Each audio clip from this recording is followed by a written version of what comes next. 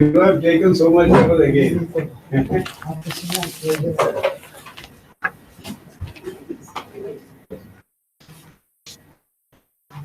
कोई नहीं,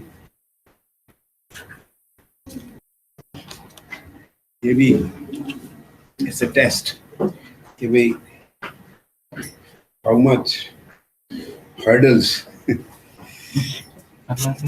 क्या पीछे करें?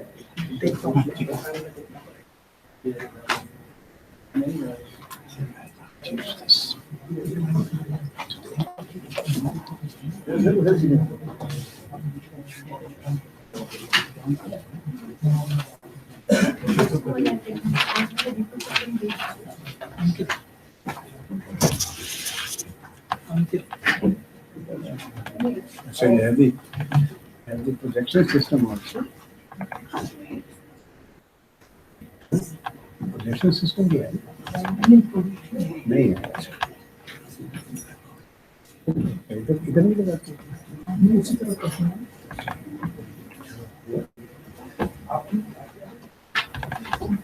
खोल दो इसको।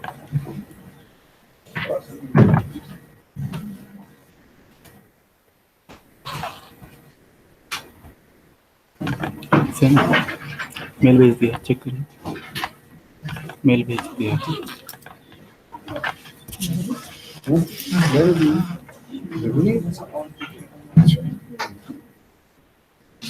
सर को पास कर दीजिए। हाँ नहीं बस ये करिए, पहले तो करिए और सर को पास करिए कि जनरेट नया होगा। चेक करके बताइए ना कभी आ रहा है। हाँ ठीक है, तो सर को एक बार वो मैसेज पास कर दीजिए।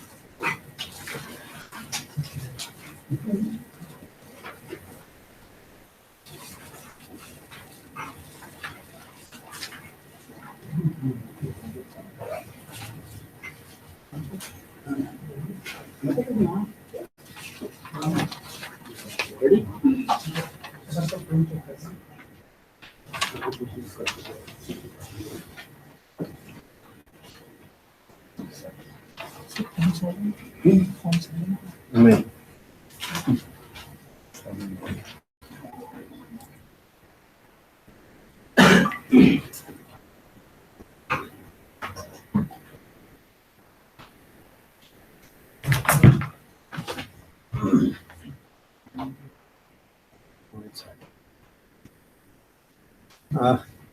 tell me sir. I think I can click.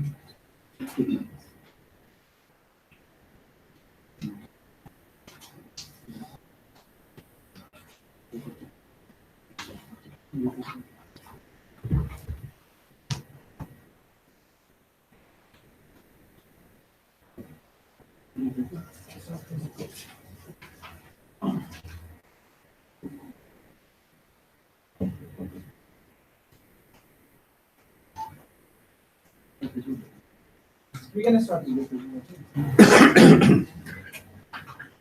Namaskar, and I must apologize that on a Saturday, with half rest day. You are all here, and it's because yesterday I could not come to the class, and I had to request that we meet today.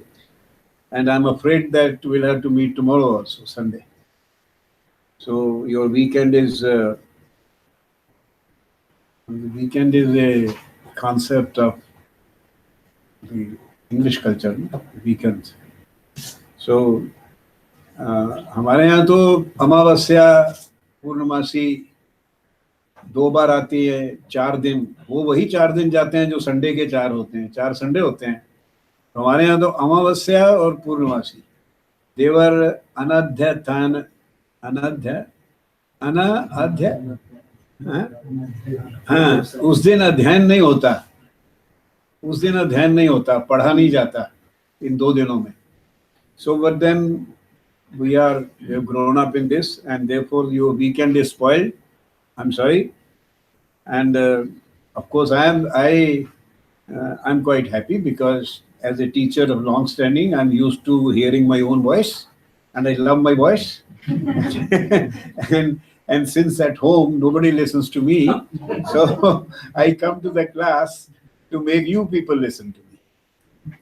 Now yesterday we essentially, after saying that the first session was about metaphysics of language, and we are now going to talk about the materiality of language, physics, the medium, and its organization.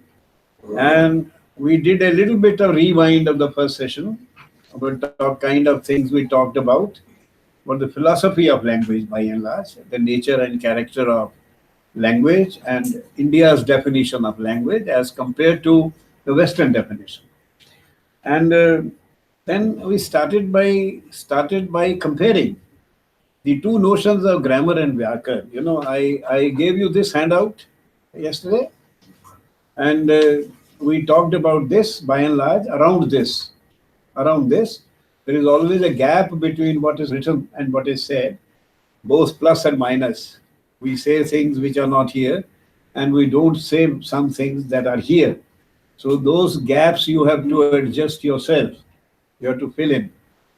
So we said that the very words grammar and vyakar are basically different, because grammar basically is a set of rules straight away. So you put down rules, and rules are imperative. Don't cross the line. Don't walk except on the zebra. You know, these are rules. When the light is red, stop. So when a grammar is written, it is in the imperative mode. But vyakarana, the very word vyakarana, is, you know, so shows in its own composition, where there is a prefix, there is an infix, and there is a verb root, and then there is a case marker. 4 elements are there in the word vyakarana. So itself it means analysis. So the discipline of language, the discipline of grammar or vyakarana in India, it's one of the Vedantas, one of the 6 auxiliary sciences. And it's quite interesting. We said last time, dwelt a lot on this, that out of the 6 sciences auxiliary to the study of Vedas, to study Vedas, we need to master 6 sciences. Out of them, 4 have to deal with language. 4 sciences. There is grammar, there is phonetics, there is etymology, and there is meter, chanda. So the methodology of vyakarana is one of analysis. Analyze the language. Analyze how the utterances are made, how utterances are composed, what are the parts of the utterances, and at what levels those parts are there, and how they are put together. Are there any restrictions? Are there any allowed or disallowed combinations like that? So that analysis, it automatically leads to certain niyama. Now, niyama in our common understanding means rule. But niyama, as I said again, I think I did say last time, it's good to say I said it last time because nobody is going to check whether I said it or not. But niyama is a category of Mimamsa philosophy. And it simply means if there is more than one way of doing something, one of them is better. Preferred way of doing something. Preferred way. And yesterday I gave the example. I can, if I'm thirsty, I'll say, Abhe pani la. Or I can say, Bhai sab pani milega. So one of these two ways is better, preferred. So niyam is a preferred way of the various possibilities. So when you analyze language, and then you also notice that what kind of people speak in what kind of manner, and you are able to decide that this is the better mode of speaking, saying something. This is better. And one of the common experiences we people have is we meet some people who speak very sweetly, very nicely. And we meet people who speak very roughly by nature. And the ability, that inbuilt ability or acquired ability to speak well, to speak nicely, sweetly, it has consequences both for the individual and for his relationship with the other people, because if you speak musically, beautifully, then people like to talk to you, people like to listen to you. And if you speak harshly, people will do minimum interaction with you and will like to get away as soon as they can. So in that sense, and some young man had asked me yesterday, how come I said that a knowledge of grammar also helps in social harmony? Because if we cultivate good speech, if we teach children how to speak well, then they make friends and people listen to them, people talk to them. So there is a greater conviviality. People are more close to each other, In that sense, because grammar simply tells you what are the preferred ways of speaking. You see, it doesn't, unlike, because when we study grammar, and I must say, when I say Renan Martin or Nesfield, I mean no disrespect, because I have studied them myself in the school, and I learned a lot. Particularly Nesfield's grammar was a wonderful grammar. You see, but then it was an enjoining grammar, a grammar that enjoined rules. This is right, this is wrong. And one of the exercises that we used to have was correct the following sentences. So even those who did not make the mistakes were introduced to mistakes that they can make if they want to. And sometimes as an examiner, when we will be marking papers, we will come across an error so frequently that we will begin to doubt ourselves that whether I am right or these people are right. Well, that's how it's to be written. I always quote one student of mine long back, 150 years ago. That's how it looks. Of course, it was about 1960. A young boy who used to always write, he vented yesterday. I corrected it 2 times, 3 times. And he said, okay, sir. Then 4th time he said, sir, leave it. Don't correct it. I said, why? Why? He said, because it makes it very clear that this is past tense. Vented. Otherwise, it's not clear. So, when you teach students that this is the right way, preferred way, not right way. Because in grammar, in the English grammars that we studied, there was the basic notion that a grammar tells you what is the correct sentence. And then there are incorrect sentences. There are errors to be avoided. Now, when you study Indian Vyakarana, nobody tells you about correct and incorrect. There's nothing correct and incorrect. You see?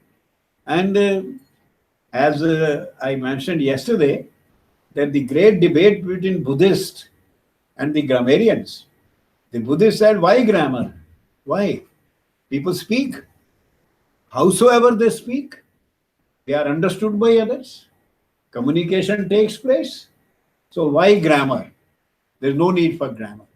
But then the argument of the grammarians that grammar, Vyakarana, gives you dharma niyama. Dharma niyama. That is the bottom line in Patanjali's Paspashamik. Dharma niyama. It's a compound, and it has more than one meaning. Whose dharma is niyama, or whose niyam is promotion of dharma. You see, like this, you have, depending on how you read the compound, you have different meanings of this. So the Bhartrihari much later explained what is this dharma niyama of Vyakarana, grammar. What does it teach? So Vyakarana is analysis. The notion of correct, incorrect is not there. The notion of even acceptable, because when we come to Chomsky in the Western tradition, then we don't talk of correct and incorrect. Even in the Western tradition, we talk of acceptable and non-acceptable. Acceptable. We don't even say grammatical, non-grammatical. That there is an acceptable usage, accepted usage. This is not an accepted usage, right? But still the notion of something accepted, something not accepted. And if one of the purposes of writing grammar is to teach the language, then the language that they teach is one of the dialects of language, a dialect which is important. And I did say, for Germans, the language of the army; for America, the language of commerce, the language of commerce. And you see, in India, it is the language of the sadhus, of the good people, saints. The language they use, that is considered the model. They do use the word sadhu bhasha, and they also use the word sadhu bhasha is another thing. Sadhu bhasha is the bhasha which sadhus which walk across the country they use. But sadhu, normal word people say, when you say something nice, somebody will say sadhu. That is very good. So the Vyakaran will tell you which prayoga, which usage is sadhu and which usage is not sadhu. But the notion of acceptable and acceptable, grammatical and grammatical is not there. This is very important. This is attitudinally very important, philosophically very important. And modern language teaching methodologies, they have realized this. They now say that there are no errors, no mistakes. There are only interface languages. When you are learning a language, then along the way, while you are learning, you learn one kind of language, one level, and then as you proceed, you learn again. And so the what are called errors at one stage, they cease to be there in the next stage. So they are not errors; they are the interface performance. The performance, the speaker's language at the interface level, at the level of interface. Even in life, in other things also. You see, we learn like this. When we grow up, we do certain things. Later on, we describe that's not the right way of doing it. And then we start doing it differently. As a very gross example, I often say that for long, I used to brush my teeth like this till somebody told me it is to be done like this. So this was error. So correct the way of brushing your teeth. But this is correct. But it's not that. It's not an error. It was an interface while I am learning. In the same way, the classical philosophical example that when somebody sees a rope in the darkness, he thinks it's a snake. It's a snake.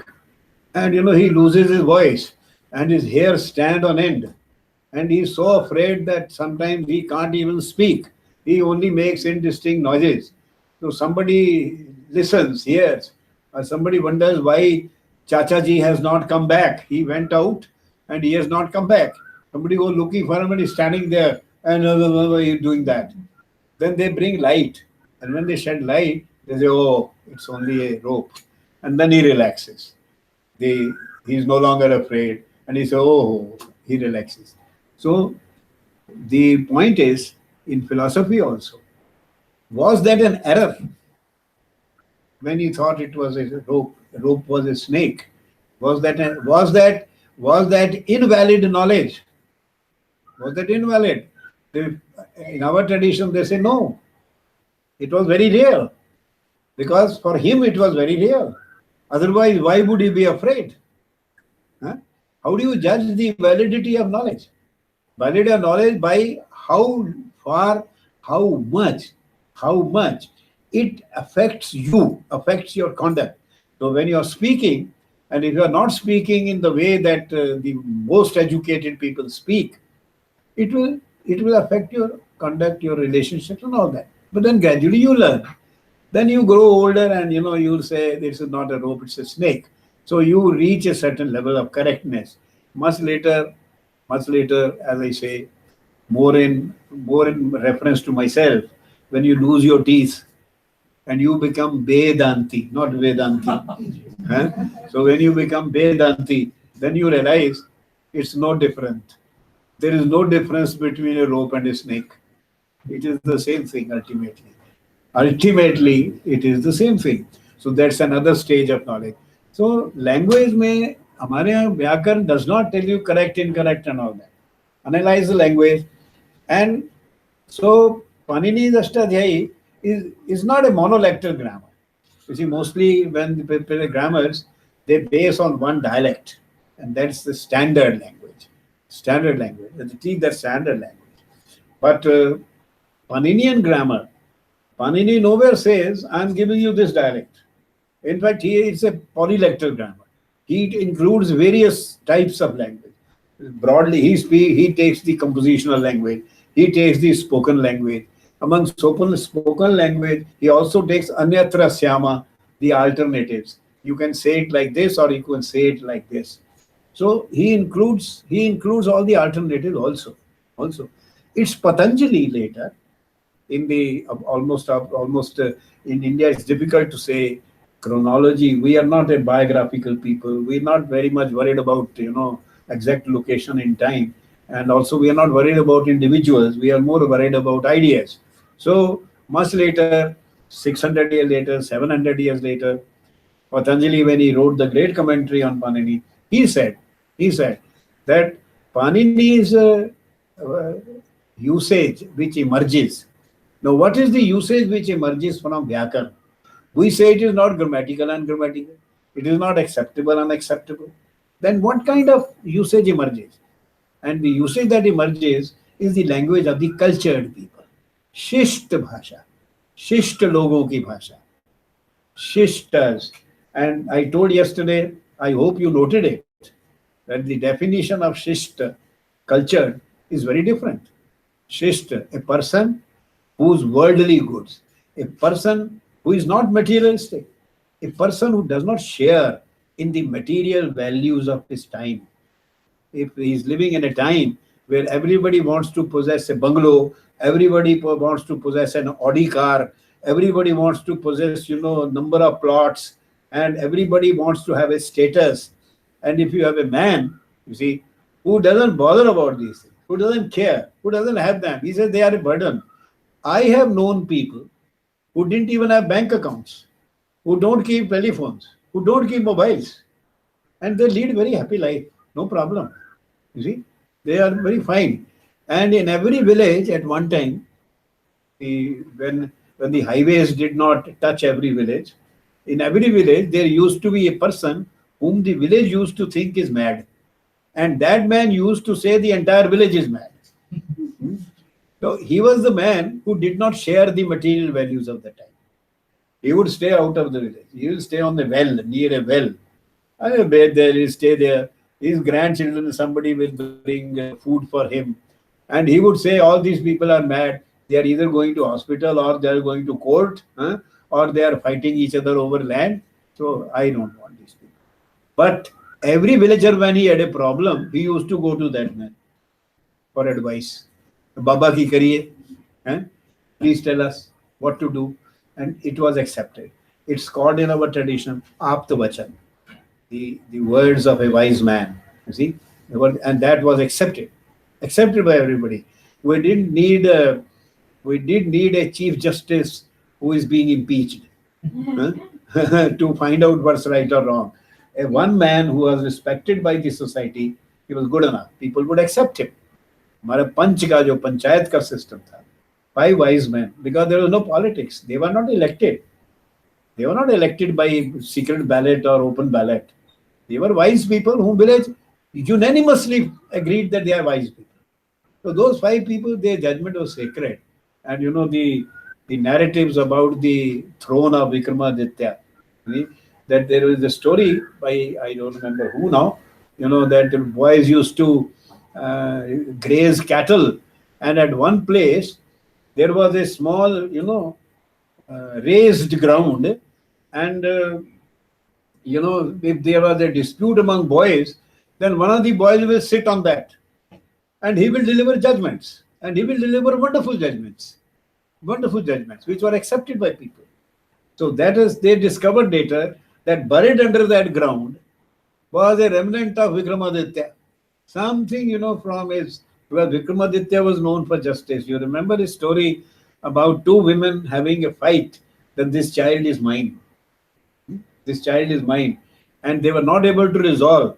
And then they go to Vikramaditya's court. He said, all right, don't worry. I will decide. You kill the child. And then the real mother said, no. You give it to her. See? And he said, you give the child to her. She is the mother. So no, he was known for delivering justice, the wisdom of the people. So Shishta are those wise people who don't share in the material values, whose values are not the values of the world, and their whole worldly goods, 1 grain, jar of grain, devoted to knowledge, excel in that knowledge, excel in the knowledge without motive or purpose. That is important, because these days, my brothers and sisters in the teaching profession, they generally produce a book about a year before they are to be promoted. And so they gain knowledge in order to be promoted. And then, of course, even now there are people who are being goaded to put in an application for promotion, but they don't put in the application.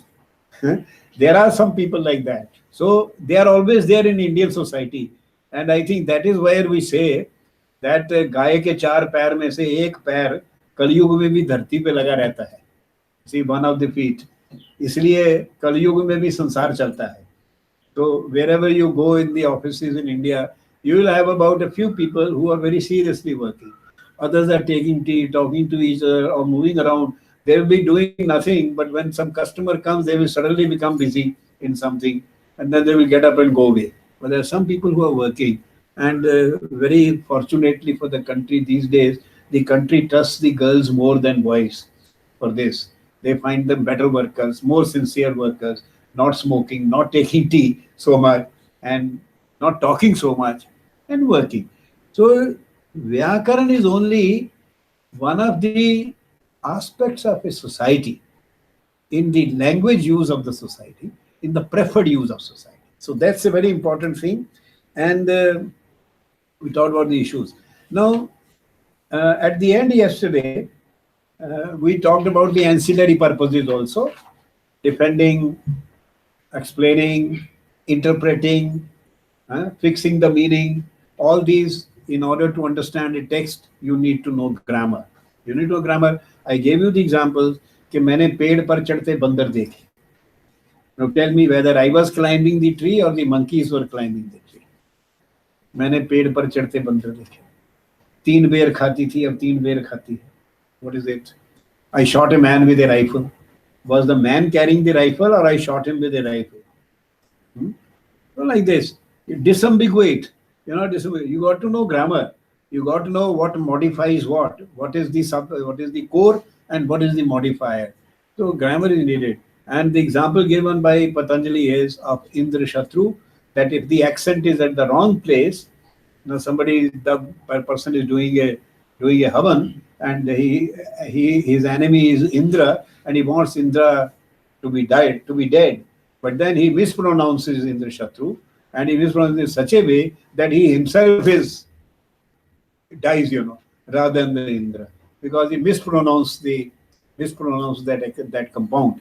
So you have to have correct.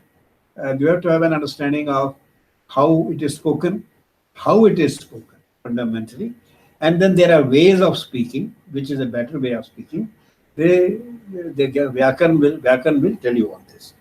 Now today we proceed further, and handout number two, if you have brought it, that language is. Now we actually go. What is language? Language is a system of systems. What does it mean? That in a language there are many parts. You can call them parts. You can call them levels.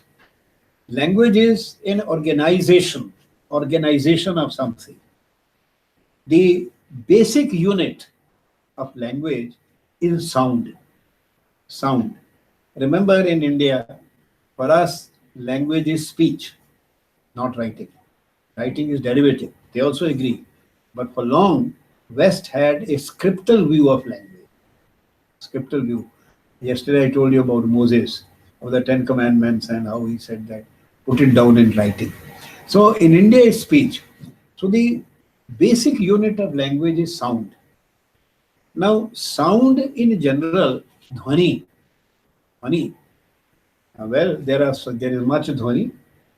When the breeze flows through the trees, there is sound. When the river flows, there is sound, isn't it? And when somebody plays a drum, there is sound. When somebody plays a sitar, there is a sound. When somebody sings, there is a sound. But when we say sounds as unit of language, then there are sounds which are used in language to form words. Sounds which are units of words. So there's a difference between a sound, dhvani, and varna. Varna is the word we use for sounds of language. Sounds used in a language. Sounds are infinite. In fact, sound is a continuum, like light, like colors. If you look at a detailed color chart, when you're painting your house or something, the man will bring you a chart. You can hardly distinguish. When you have the rainbow, there are 7 colors, but you cannot clearly mark off that here yellow ends and red begins, or here green ends and yellow begins. So colors cannot be separated in the same way sound cannot be separated. See? When somebody speaks, you cannot draw boundaries that up to this point he is saying, where is he, where is who? You cannot cut. So all cuts that we make, they are constructs. They are constructs in order to understand how they are composed, to get the parts, how they are composed. And when the parts are put together, what happens to those parts? Because if you speak a sound independently and speak a sound in adjacence to another sound, then the two sounds color each other. It's like if you have a sphatic money, the white transparent money, and if you put a ruby nearby, then the color of the ruby will get into the sphatic money. You will see it as red. So when one sound is adjacent to another, then the sounds color each other. And I have an essay, color of sounds. And I got bugged with this idea that like color, sound, color, sounds also cannot be distinguished from each other. So each sound has a color, and each color is correlated with the state of mind. State of mind. So, for example, they say the red, for example, red, will sort of disturb you and, anger and tense. Green is peaceful. Blue, light blue, sky blue is very peaceful. That's why when the painters paint a beautiful, calm lake, huh, they always paint it blue, huh, sky blue, light blue. So blue has something, blue color, blue color has something like the sounds which are peaceful. So for example, oh, like this. When people say om, it is simply a, u, ma. A, u, ma. When you put them together, you get the sound which is called akshara, unchanging. It is then considered a name, a designation for Brahman and so on. That's of course all our understanding, but they are basically vowels followed by ma, which is the bilabial and voiced and so on. Ma is also a very soft sound. A is a very soft sound. So children all over the world, when the first sound they utter when they look at their mother is amma, amma, amma, amma. Why? Nobody teaches them. All over the world. It's amma, amma. A is a sound, A is a sound. If you do nothing, you simply, like a child, lie down. Don't do that. You're too big now. But if you lie down on your back and hold your thumb of your foot,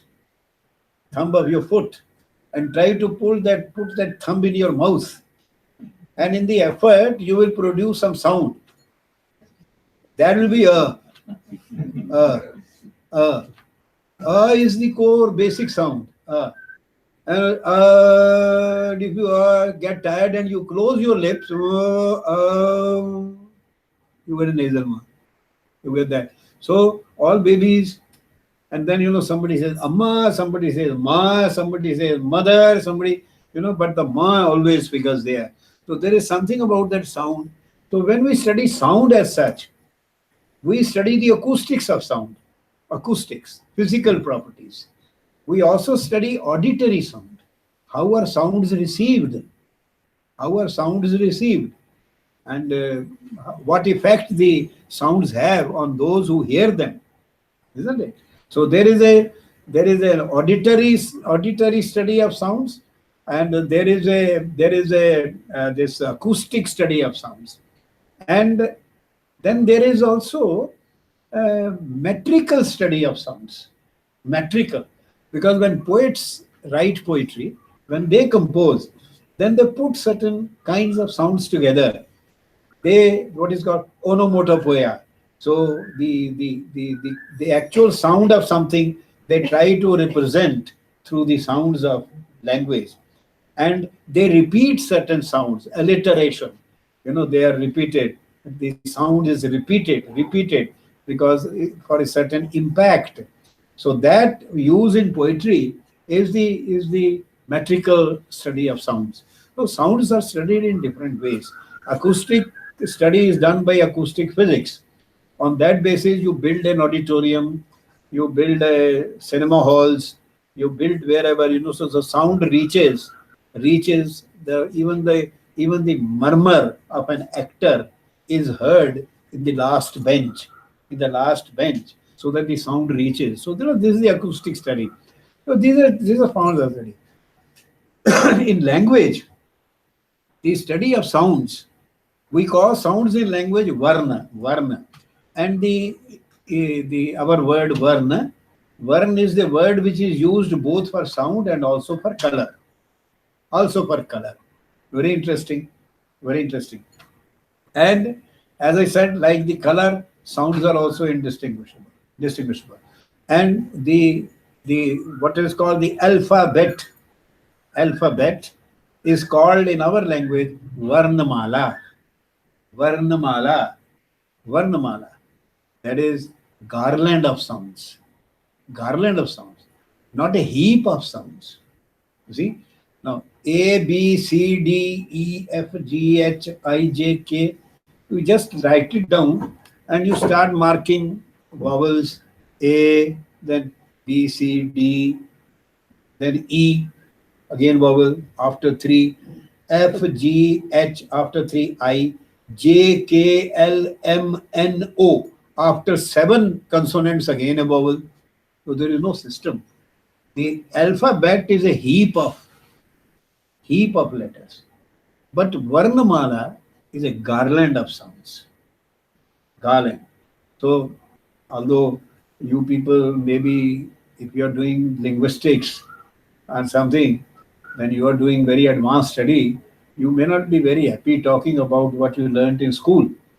But you know, e, u, e, o, barakhadi. Look at the system. It's an arrangement. It's an arrangement. Shorta, longa, shorty, longi, shortu, longo, shorte, longo, o, and you know, the re, right? Now this, even the vowels, you know, they are arranged. Arranged in a, imagine how much of modern phonetics our ancient phoneticists knew. To arrange it in such a way. And then look at the consonants. Consonants. Ka, kha, ga, gha, nga. Ka. Why ka? First. Because ka is produced where a is produced. Here, gatra. Ka. And all this line across, ka, kha, ga, gha, nga, it's all produced here. Right? So according to the place of production, the word they use is articulation. According to place of production, they are all produced in the throat. Ka, kha, ga, gha, nga. Then the variation, they are all there. But ka, kha, ga, gha, nga. The difference is in the manner of articulation, manner of speech. So there are two aspects. When we talk of sounds of a language, we ask where is the sound produced? And we ask in what manner it is produced. What manner it is produced. So when I say ka, ka, ka, is it voiceless?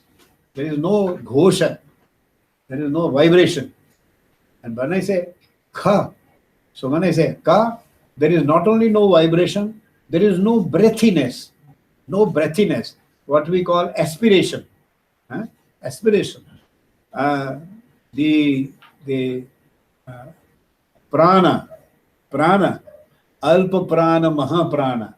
You see, that is a small breath in ka, but in kha, there is more breath, maha prana. So you have aspiration. You have the same place, the articulation, stricted articulation, you have kha. And then you have ga. Now this is ka, there is no aspiration, but there is vibration, voicing. Ga, ga, ka, ga, ka, ga. So ka, kha, ga. Ka, unaspirated, unvoiced, voiceless stop. Kha, kha. Aspirated, voiceless, stop. Ga, voiced, stop. Gha, gha, voiced, aspirated, stop. And then nga, voiced, nasal, stop. Half of the air comes through the nose. See the system? There is a system. So when we say language is a system of systems, the system is sounds. Those sounds are arranged in a system. There is a system. So you have these parameters of voicing, parameters of aspiration. There are other parameters. For example, in vowels, you have a, You have length of utterance. So in vowels, length of the vowel is a parameter. See, and there are in nasal is another parameter of vowels. You can have a, you can have You see, in consonants, you have the voicing, you have the breath, the breathiness, and and vibration. Ghosha, aghosha, prana, mahaprana, alpa prana. Indian words are telltale. The words mean exactly. You don't really have to define. The words tell you what it is. Words tell you. But in other language, the language in which we have been brought up, we have to learn to define what it is. So alpa prana, mahaprana, ghosha, ghosha, and vibhara, samvara, that is constricted, non-constricted, and all that. You see, these are the parameters. So you have a system of sounds. Each language selects its own sounds. Not all languages use all the sounds. The possibility of number of sounds is infinite. Infinite. Because like colors, they are indistinct and continuous and endless. But every language selects. Now, in a very, for example, in Punjabi and Hindi, in Hindi you have bha. In Punjabi, we speak bha like this, pa. Now, Hindi has no pa, and Punjabi has no bha. But they are basically, bilabial, voiced, aspirated in Hindi. In Punjabi, in addition to that, there is tone. Now, Chinese language, Tibetan language, Pahar languages, they have tonal languages. Punjabi is also a tonal language. And many people wonder why Punjabi is tonal. Well, Punjabi says because we are a different people, you see. We are not like other Indians. But then it's because, very coincidental perhaps, that in the Vedas there were 3 tones: Udatta, Anudatta, Swarita. See, for vowels and others. Those tones have disappeared in Indian languages. But in Punjabi, you find them. Now, because whether other Indians like it or not, the Vedas were composed in Punjab. If you put it the other way, people don't like it very much, that Punjabis composed the Vedas. But Vedas were composed in Punjab, and that was the area where Vedas were composed. And therefore, that's why, even today, Punjabi is closest to Vedic Sanskrit. Closest. 95% of its vocabulary is tatsam tadbhav from Sanskrit. And there are many words of Sanskrit which continue to be used in Punjabi, which are not used in any other Indian language. There are many examples. See? For example, I often say this word myth, and it is a myth. We take from English, myth. So it's a myth means it's a wrong, false story. It's just a story. But no, in Punjabi, we have a verb myth. In Sanskrit, you have a verb myth. A mithana. That is, I often say, my mother used to say, suppose someday I will be depressed, and I will say, what have I done, and this and that. So my mother will say, what have you constructed in your mind that you are so upset? So mithana, verb to mithana means to construct in the mind. In that sense, a myth is a construct, a story, something constructed, but constructed with a purpose. You create something, construct something. So I think in no Indian language, myth as a verb appears. It appears in Sanskrit. And even the small pilu, the berry, small berry, pilu, small red berries. which grow on bushes. You know, in Panini's grammar, you have the word pilu. In Punjabi, still they are called pilu. In no other Indian language, you have the word pilu. So, you know, well, as I say, whether we like it or not, Vedas were composed in Punjab, and there were three tones, and the tones have survived in one form or the other. One of my students, Punjabi, and a cheerful Punjabi, and cheerful Punjabis are not good scholars. You see, because if you are a good scholar, you cannot be cheerful. So he wrote a thesis on this. Not many people were convinced, MPhil dissertation, on the correspondence between the Vedic tones and the tones in Punjabi. So no language has exactly the same set of sounds uses as the other language. Now, for example, in Professor Jagannathan ji will correct me if I'm wrong, that in many southern languages, ta, for example, difference is not there. So you write one letter, you can speak it as ta or you can speak it as ta. But in Hindi, ta and ta are different, right?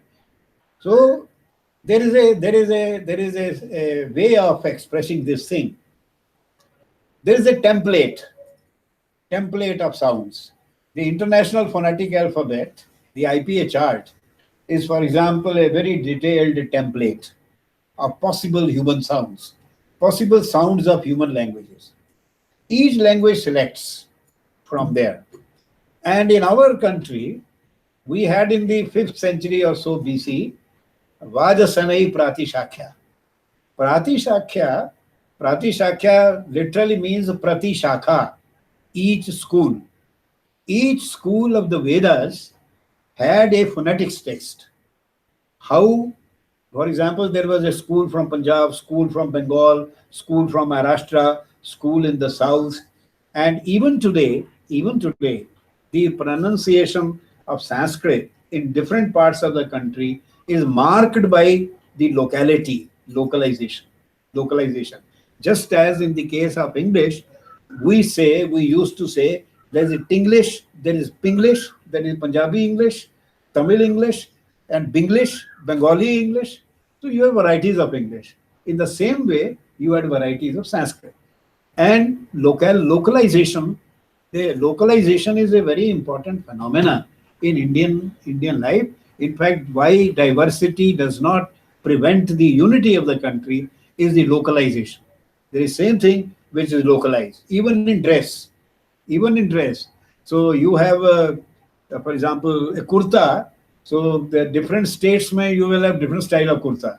And the shalwar that girls wear, so you have sometimes Patiala shalwar, and sometimes you have the Sangarur shalwar, and sometimes you have a jeans come shalwar and all that.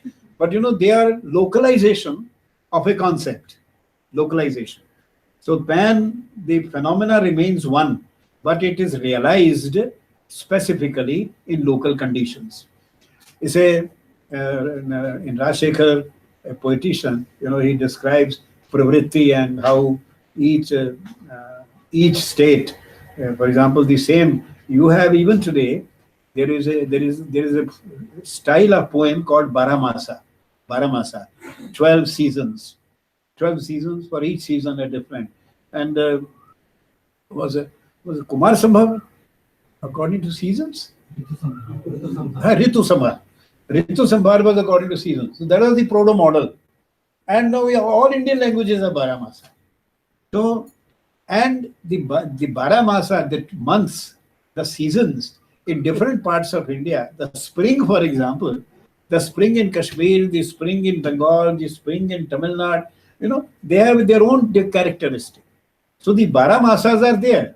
The form is the same, but the substance is localized. So each language chooses from that template. Our template was Vajasanai Pratishakya. Vajasanai, the Rishi, he wrote a phonetics text on a particular mode of enunciation of Veda, Rig Veda. Enunciation, you understand? Announce, recite, speak, utter the Veda. So each had their Pratishakya. So that in Pratishakya you have the Varnamala for the first time. You know the Varnamala.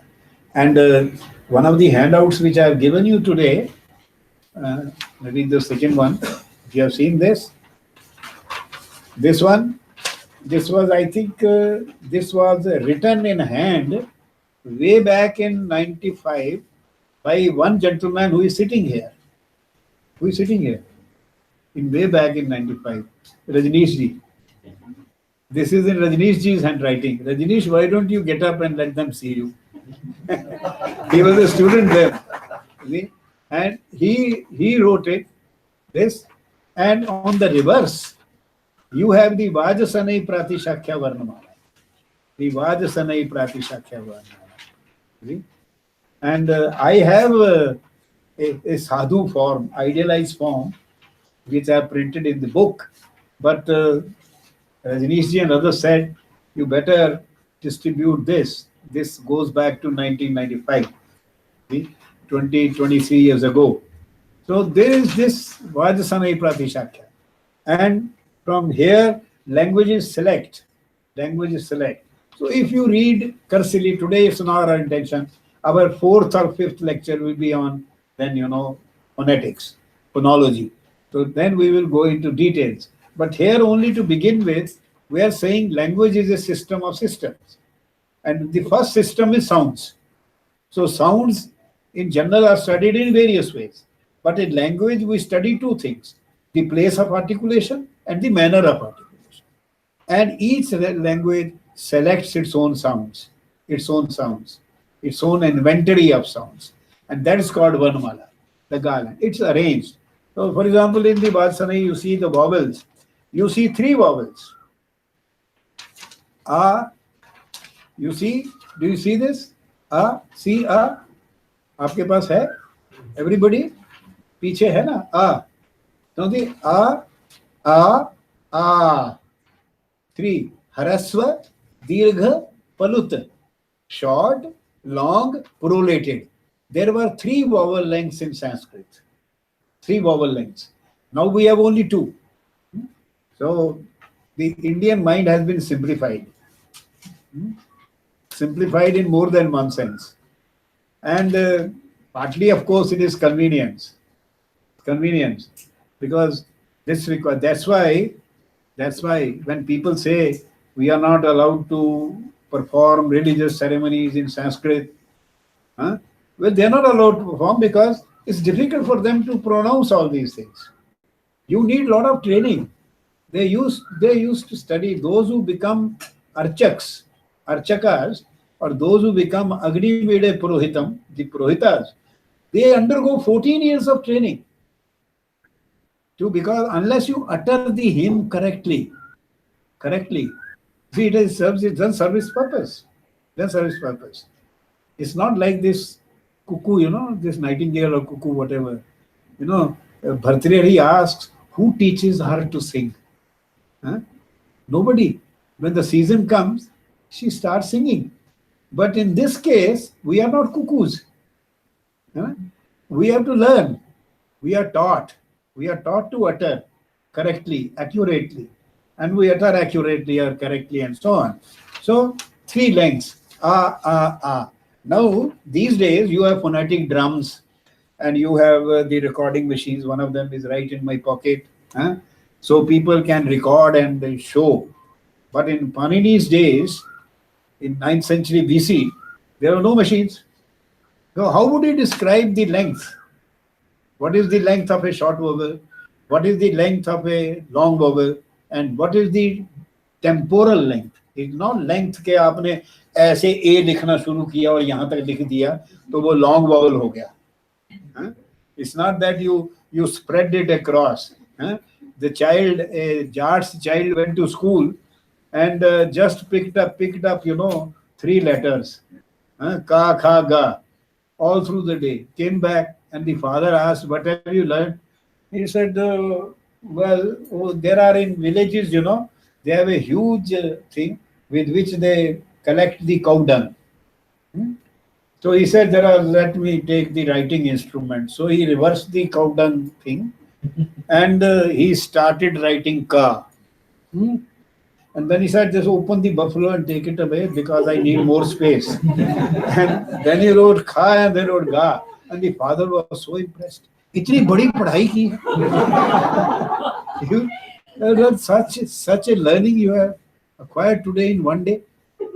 So it's not that length. This is temporal length. How long do you utter that sound? So in English, the short E, when it appears between a word, like bit, bit, bit, and if it occurs at the end of the word, be, huh? to be,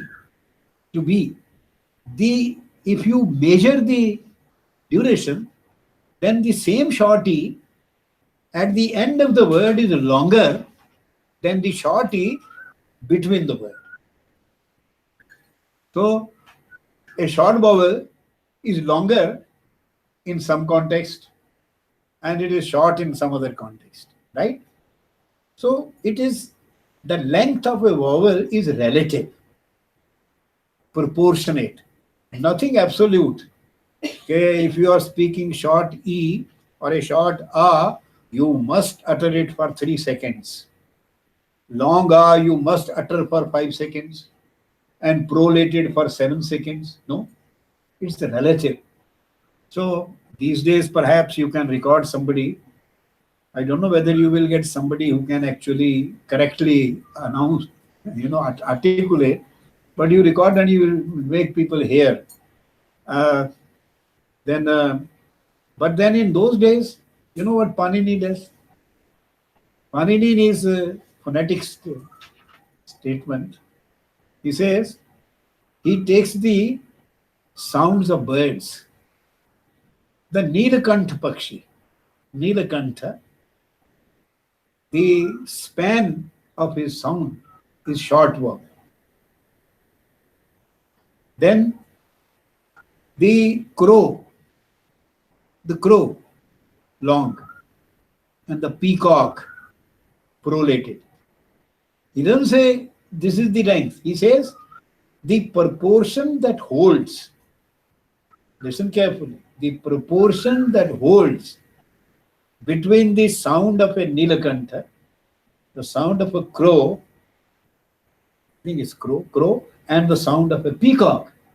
That is the relative proportion of a short vowel, a long vowel, and a prolated vowel. So that's how he describes. Look at the mind and look at the observation. So one thing, when I heard this, I was reminded of Bhartrihari, who asked exactly this question, who teaches her to sing? When the season comes, she starts singing. So in a way, it's wrong to ask who teaches a child to speak. Nobody teaches a child to speak. As the time comes, the child starts speaking. Just as when the time comes, the child takes the first steps. Generally, he takes those first steps towards his mother. If you observe, he is somewhere, mother has put him somewhere, she's there, will some get up and, haltingly just take 2 or 3 steps and fall. And that's a D-day for the mother. You see? That the child has started walking. So these things come, nature brings them. So that's how you produce in speech, in combinations. When you combine words, then the length of the vowel and other things matter. See, not only the combined into words, but also in certain words. Some words use a long vowel, some words use a short vowel, but then in what place the vowels occur, that controls the length also. So there are long lengths and so on. This we will again see later. So now come back to this. Language is a system of systems. And the first system is the system of sounds. The second system, these are levels. You can even call them levels. You see, it's like building blocks. Building blocks hote na? Where children game. Oh, there are so many letters with different shapes, and the child is asked to put them together, combine them, and the child makes a picture of an elephant or something, produce something. So sounds are the building block. So they build the next level. These are all units of language. The basic unit is the sound, varna. Which sound? Not any sound. Not any sound, but sound of language. Sound that the language employs.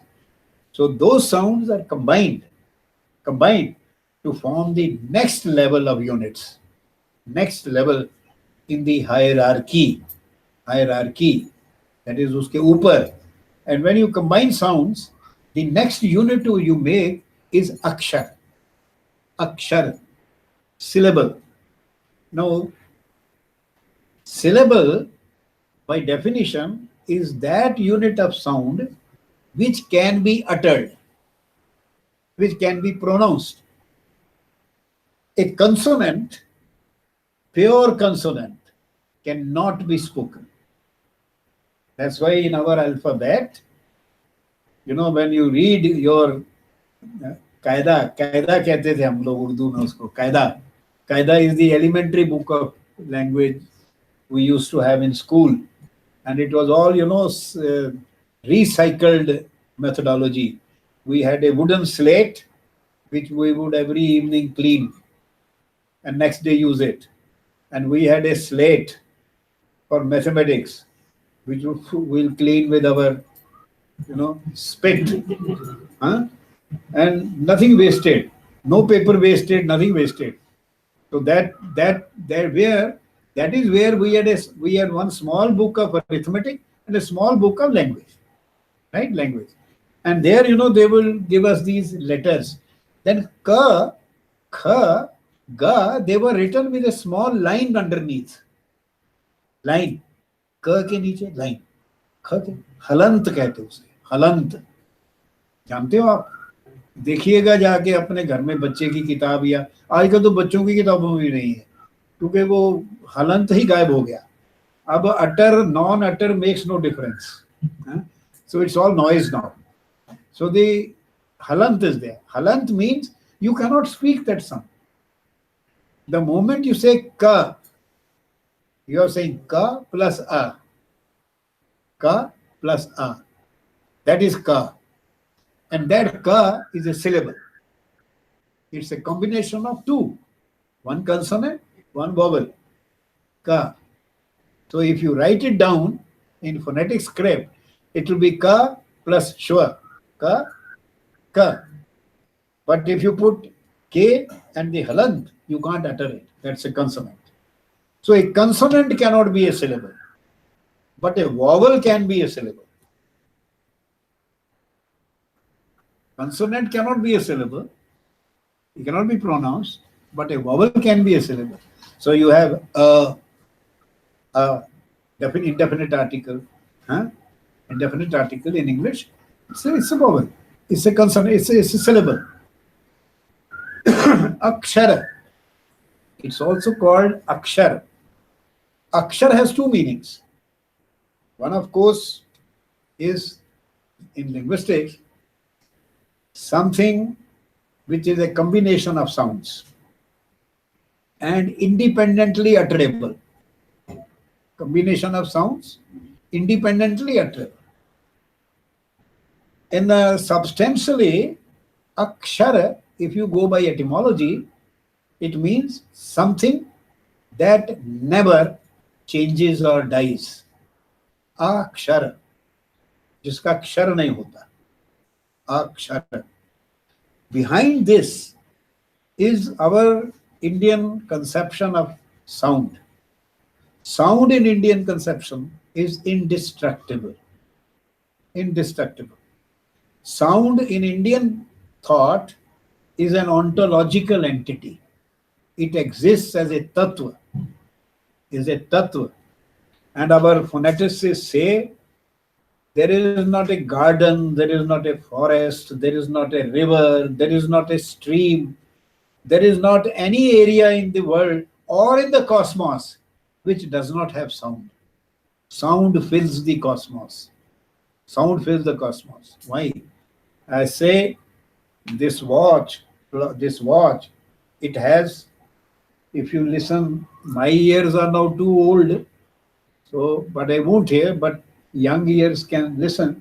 There are small, क्या कहते हैं, garari, small gears rotating inside, and they produce a sound, right? When those things rotate, they produce a sound. Now, if these small things produce a sound, how about the galaxies rotating? How about the solar systems rotating? How about the planets rotating around the sun? Huh? The cosmos is full of sound, but the sound is a nad. You can't hear it. You can't hear it with the gross ears that God has given us. Don't think, people say man is God's best creation. In fact, God has made man with spare parts. See? When he gave the best ears to dogs, then whatever were left, he gave to men. In the same way, when he gave the best smelling ability to a dog, whatever were left, he gave to the man. He gave the best eyesight to the eagle, and the poor eyes he gave to the man. So man is made up of spare parts. So don't have too much estimate of yourself, of your senses. That's why technology, such an impressive word. What is technology? Technology simply increases the power of your poor senses. You can't see very far, so you have a telescope. You can't see things very closely, you have a microscope. You can't lift very heavy things, so you have a crane, isn't it? So all technology simply is to increase the power of our senses. That's all. Nothing more, nothing less. It doesn't do anything else except that it makes you feel stronger and makes you feel you have more. Even then, with the best of Jodrell Bank and other, astronomical laboratories, you can only see that far. You can't see the end of the universe, because that's why there is no end of the universe. So the cosmos is full of sound. Even in Plato, it is called the music of the spheres. Music of the spheres. So this is music. So in India, sound is indestructible. So when I'm speaking, whatever I'm speaking, it is indestructible. Although after some time, when you throw a stone in water, there are ripples, and they widen, and then the ripples disappear. Ripples disappear. But if it is a big lake, the vibrations of the ripple, they continue till the end of the continuum. If there is a big temple bell, and you knock it, you first have a thud sound. Then you have a humming, vibration, loud sound. Then the vibration slows down, humming. That humming dies. When it dies, if you put your hand on the bell, the vibrations will be there under your hand, although you are not hearing them. So, sound in Indian system is indestructible. So, Bhartrihari says, when you speak, you disturb the universe. When you speak, you disturb the universe. That's why हमारे बड़े बूढ़े, our elders used to say, speak less. Isn't it? कहते थे ना, कम बोला करो. These days, of course, it is a very noisy world. You are supposed to speak all the time. If you have nobody else to speak, you gently start recording yourself. And you have a mobiles, and in the internet is the silent sound in the air, in the cosmos. Like to add it to the other earlier music of the spheres, you have the noise of the internet in the cosmos. It's a noisy world. And it has become more difficult to withdraw to yourself, to be silent. But it is very important to be silent. Very important to be silent. So this is Indian philosophy of sound. So you have in language sounds, and from there they extrapolate into many things. There are other things also. See, from sound, you have the power of the sound. the power of incantation. Incantation. Then you have what's called the Nama Japa, that there is certain combination of sounds, certain names, which are so good, so pious, that you should utter them again and again. Huh? Hari Om, Hari Om, Allah, Allah. People speak that again and again, again and again. That's a repetition. The repetition, reiteration of a sound, reiteration of sounds, it has a kind of a rhythmic effect on your personality. It sort of quietens down your nerves, So there are many things, beginning with language, beginning with the material. You see, as one person said, that the Indian grammarians, they went to the seashore in search of cowrie shells. So these sounds are cowrie shells. But they ended up, when they started thinking, they ended up with a pearl, moti of Shabd Brahma. That Shabd Brahma is also Akshar. Akshar. You use that word Akshar for Brahma also. Because Brahma, the Vedantic Brahman, is not destructible, has no beginning, has no end, does not change, is the only one, is in everything, is not in one thing. Very contradictory, but that's the conception. So that makes the whole universe a pulsating matter.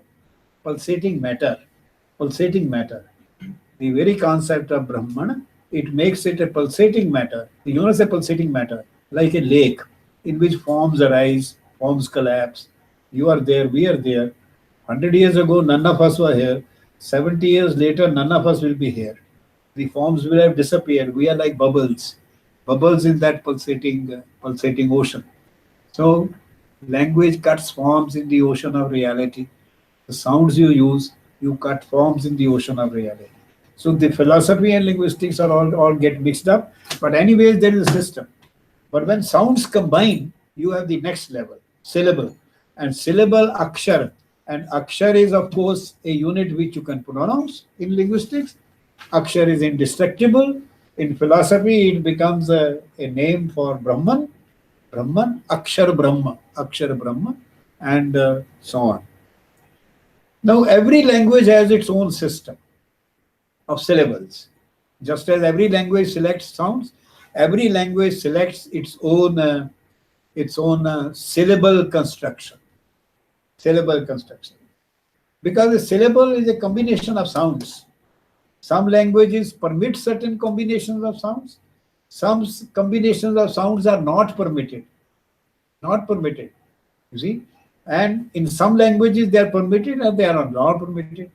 You can have a syllable with 2 consonants in the beginning, 3 consonants in the beginning, or you can have a syllable with 2 consonants at the end, or 2 consonants or 3 consonants or 1 consonant. So depending on that, you draw the syllabic structure of a language.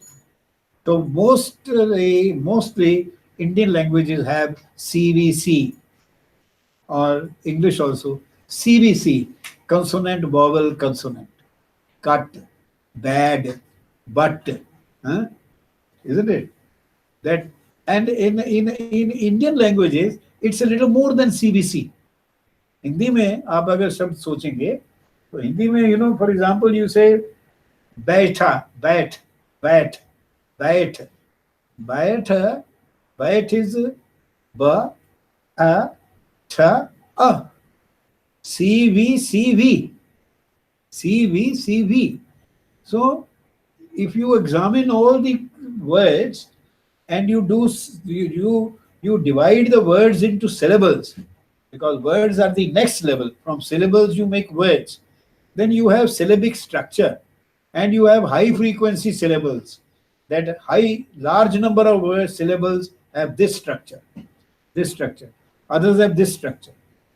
CV is there, VC is there. Not vice chancellor, VC, vowel and consonant.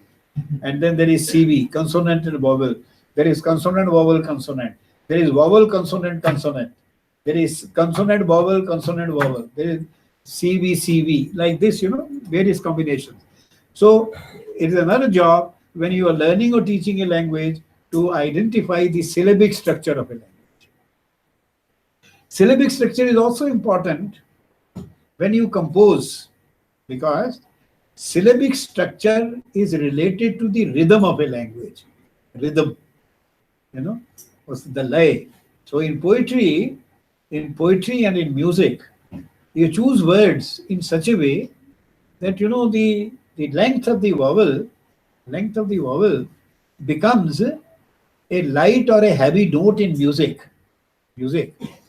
So short vowel, and uh, laghu and guru in music. Huh? Am I right? Laghu. See, the laghu, this light note, that is short vowel, laghu. And then the long vowel, guru, heavy note. So if you have a combination of light and heavy, light and heavy, light and heavy, you have a particular, rhythm. And if you have two light and one heavy, then two light and one heavy, then you have names in English, trochaic, iambic, pentameter, and so on and so on. And in the Indian metrical study, there are so many, structures, because then the combinations of these light and heavy, then combination of one such combination is called a pada, a one foot. Then foot are combined into longer, and you have a line, and then number of syllables and lines multiplied, you have a particular shloka, particular hymn, particular mode, and like that it goes on. You see, basically units combine to form higher units combine to form higher units, and so on. So you can, when you take a Hindi film song and you find something which is very beautiful, it sort of rings. You analyze its syllables, it's long and short, and you discover why it is eminently singable, why it is singable. And just as the tetrameter, the 8 syllable line in English, is the typical line in a ballad. In a singing song, the 8 syllable line is typical. So syllables are important, not only in word formation, they are also important in meters, and that's the second system. And then I think we stop for some time. Suddenly I felt that I should stop.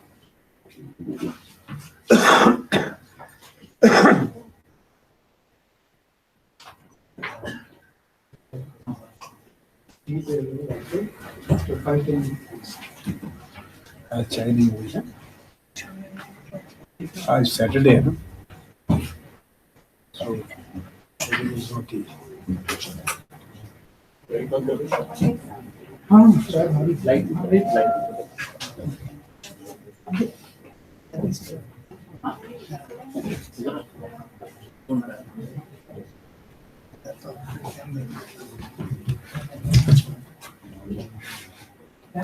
सही है ना.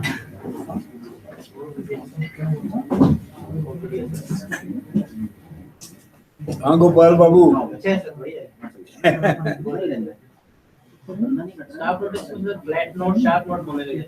हाँ, वो असल में एक्सेंचुअल metre होती है, syllabic metre होती है. अब कभी मीटर पे लेक्चर देंगे तो वो फिर अलग चीज हो जाती पूरी डिटेल में, है ना. तो हमारे यहाँ भी दोनों मात्रागण अक्षरगण और मात्रागण दोनों होते हैं. तो original basic meter in Vedic meter was akshargan, and then we have the matragan. And Vedic meters are very elaborate. As I said, even in East European poetry, ये Ferdinand de Saussure, father of modern European thought, उनका एक ही article, important article छपा हुआ जो है, वो है on the concept of कवि इन Sanskrit literature.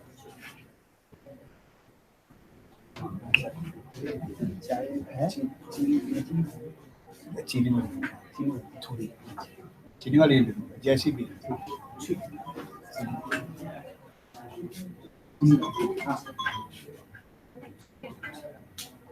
Thank you, beta. We were actually not sure if you want sugar less or नहीं, I just नहीं। get the regular tea. ठीक है. This is fine. Thanks. चाय तो लेंगे आप? चाय वो ला रहे हैं.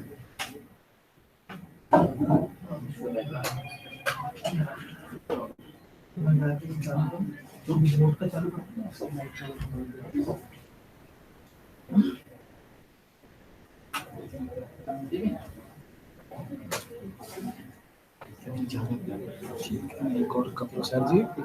हाँ, नहीं ठीक. कप अच्छा ठीक है.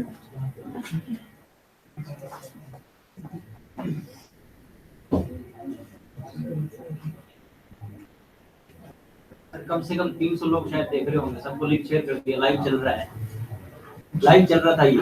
हैं? कहाँ? काफी सीनियर लोगों का एक ग्रुप बनाया है उन्होंने, एक लो नेशनल लॉ यूनिवर्सिटी में प्रश्ना हुई, उसमें पुराने लिंग्विस्टिक्स के सारे लोग हैं, रिटायर्ड प्रोफेसर वापस कमेंट कर रहे हैं, वी आर वाचिंग लाइवली. हैं? हाँ जी, उन्होंने बड़ा अच्छा अरेंजमेंट बनाया था उन्होंने, यूट्यूब पे आ रहा था.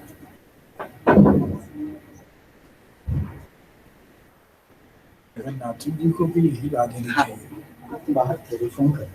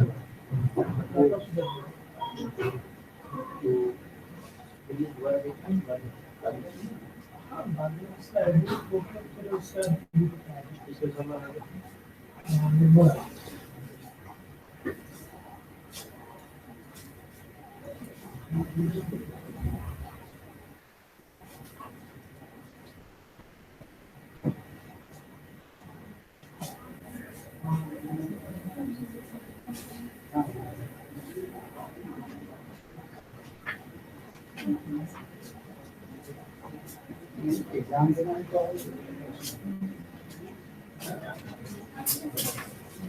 आपके तो 2 हो गए अभी लेक्चर में, कल और तो कल किस पर रहेंगे? कल मैं आगे जाऊंगा इस पे सर, ये स्ट्रक्चर पे. फोनोलॉजी नहीं, स्ट्रक्चर ग्रामर की चर्चा. हाँ, शुरू हो जाएगी कल. ये भी एनए में प्रिलिमिनरी टू ग्रामर है ना. तो मैं तो असल में अच्छा सिंटैक्स पर आपकी बातचीत के लिए ही आया. तो I have to proceed in या वो तो ह्यूमन वे ना. क्रम से चल रहा है. आप रहते कहाँ हैं? मैं कालका जी रेल प्लेस के पास इस्लाम में दे लीजिए डाल मैं बीच लीजिए. में कुछ खाता नहीं, आदत सी बात. अब बिस्किट नहीं मैं ले लिया. दे दो यार, टेम्पटिंग है. ये नहीं, नट्स वाला. अगर बद परहेजी करनी ही है, if one has to, then why not the best thing? हाँ नहीं होता है. बैठो सर. नहीं अब बैठिए, कोई दिक्कत नहीं, आराम से. कालका जी से कितने दूर पड़ते हैं? दूर पड़ता है. यहाँ से रेल प्लेस बिल्कुल पास में.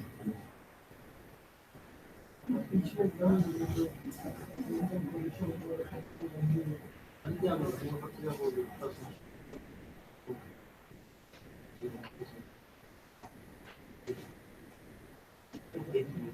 one gets talking,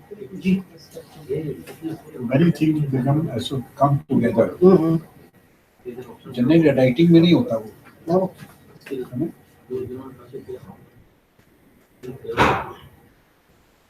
लेकिन ये एक जगह हिंदी और संस्कृत में मुझे टर्मिनोलॉजी में दिक्कत हो रही। अक्षर तो उसको भी कहते हैं, लेटर को भी कहते हैं संस्कृत में। और जो स्क्रिप्ट में जो लिखा हुआ होता है उसको भी अक्षर ही कहते हैं, द्व्याक्षरी दो अक्षर। तो बट कैरेक्टरिस्टिकली बेसिकली अक्षर इज वो तो है, लिंग्विस्टिक्स में तो हम लोगों ने मान लिया, लेकिन संस्कृत के संस्कृत ग्रामर उसमें भी मानते हैं। दूसरा स्तर है ही अक्षर का।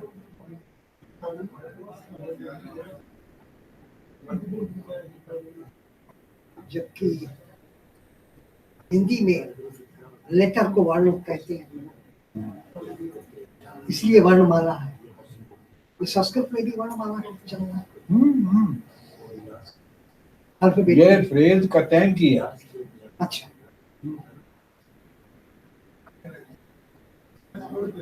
वर्णमाला तंत्र में भी, तंत्र में तो वर्णमाला ही बोलते हैं। अच्छा, जो देवियां हैं दो, मातृका और मालिनी, वो वर्णों की माला पहनती हैं।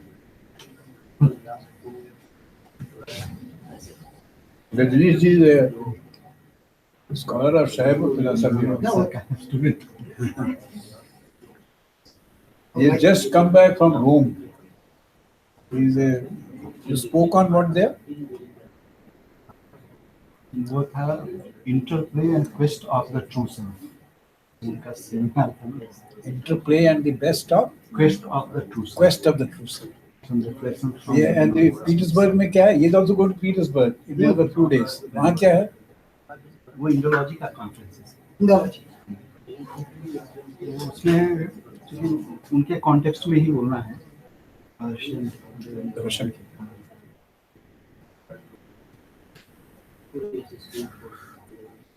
अच्छा है। अब सी इन द 90 कितने साल का, कितने कौन सा ईयर था ये? 95. You studying there and it made it so beautifully. वो आपने उसे सुरक्षित भी रखा। बस जो क्लास में मैं हैंडआउट देता था ना, जो बच्चे के सब हैंडआउट्स प्रिजर्व करते हैं अभी तक, सारा है उनके पास, सबके पास रहता है। अच्छा, ये है भी लघु सिद्धांत कौमुदी से। लोगों को वहम है कि ये स्ट्रक्चर और टेबल बनाने शायद अंग्रेजों ने सिखाया मॉडर्न लिंग्विस्टिक्स में। बट ये तो बहुत पुराना है। वार्षिक परिषद है, वो भी ऐसे मिलता है।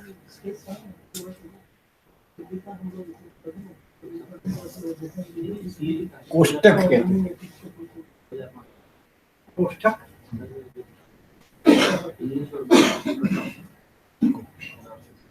फॉर्मेट। लेकिन कोष्टक तो हम हिंदी में इस समय ब्रैकेट्स को कहते हैं, और इसको हिंदी में तालिका कहते हैं। तालिका पहले नहीं था। तालिका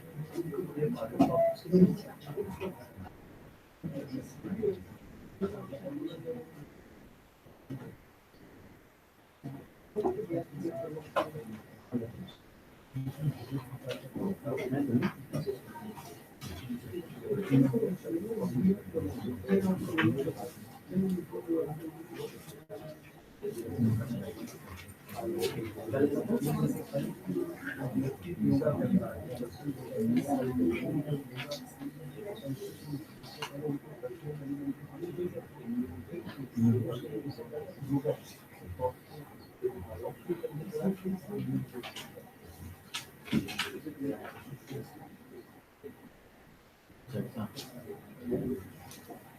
आपको देखता हूँ मैं तो लागू दोनों चीजें अभी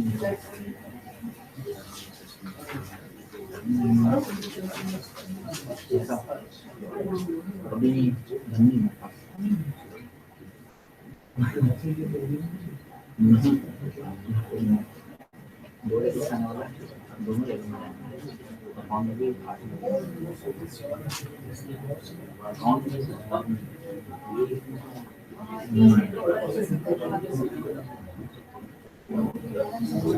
नहीं उसका जरूरी नहीं है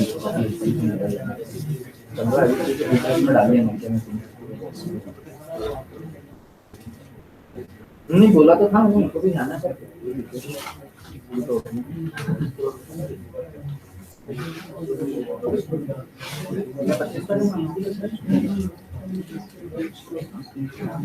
लगा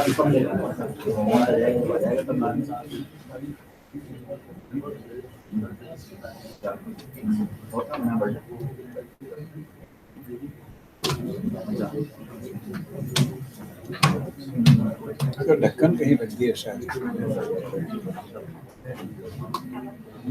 बाद में पी लेंगे।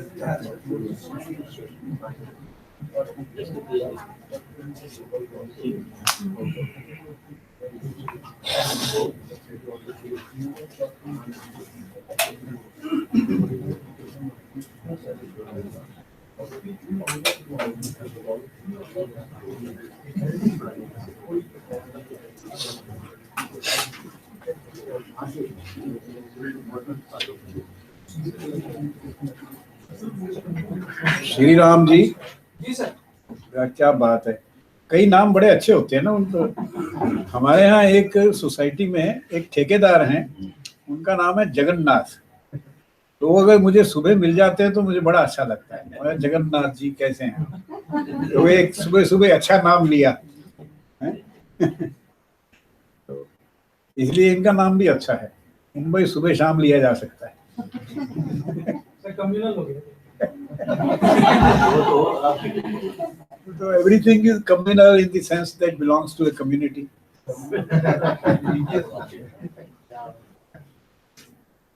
कोई फर्क नहीं पड़ता। सब हैं? आप कुछ कह रहे थे? क्या? कुछ नहीं, कुछ नहीं, यही कह रहा था कि अब मैं आपको ढूंढा था, अब आ गए तो मैंने कहा नाम ले लूं। ठीक है। Should we start? हाँ जी।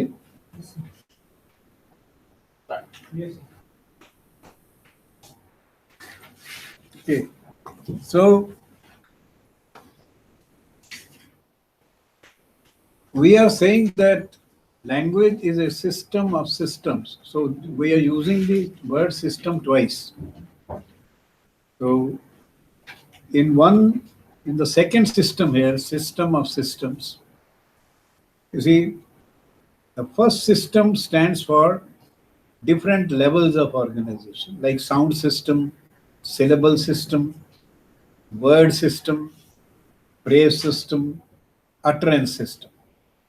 And each system then is a system. That is, the sound system has a system of sounds. That is, it is not random that any sound or sound. There are certain sounds, they are selected language, or they enter into an arrangement. There is an arrangement, not just a heap or not just a conglomerate, but an arrangement. So in system means elements. So sound system has elements like ka, kha, ga, a, e. Ka, kha, ga, a, e. And syllabic system, syllable which is made up of sounds, that at that level, syllabic system also has a system. That is, there are certain types of syllables, certain kinds of syllables, and you can enumerate them. So elements, System word is used for elements, and we also use the word system for the organization of elements. Organization of elements. The way they are combined to form units, larger units, and larger units. So we have talked about sound system and then the syllable system. And syllables combine to form words. Words. These are normally shabd. Shabd ka. Although the word shabd has many meanings in Indian language. Shabd means sound, shabd means word, and shabd also means language. Language. So when in Sanskrit they said Shabdam na kuru, elderman says Shabdam na kuru, don't make noise.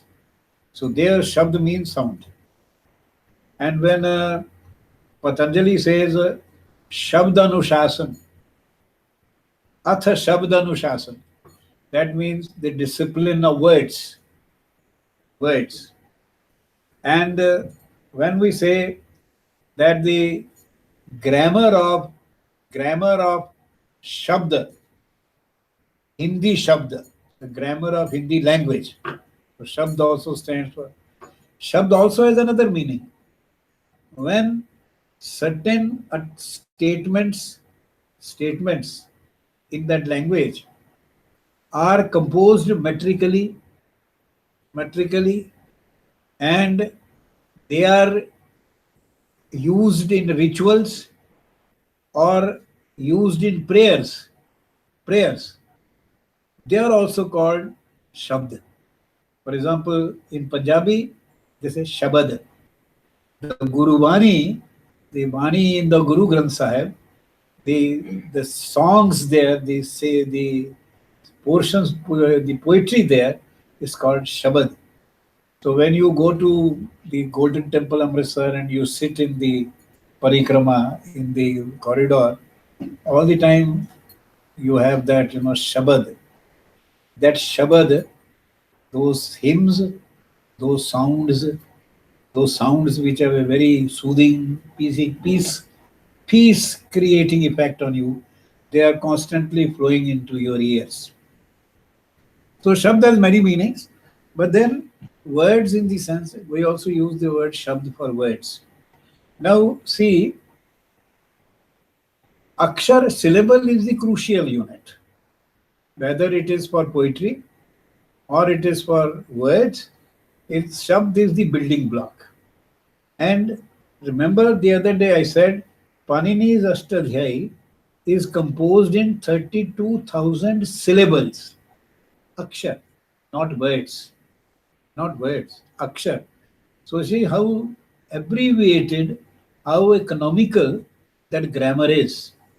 Say something composed in only 32,000 syllables.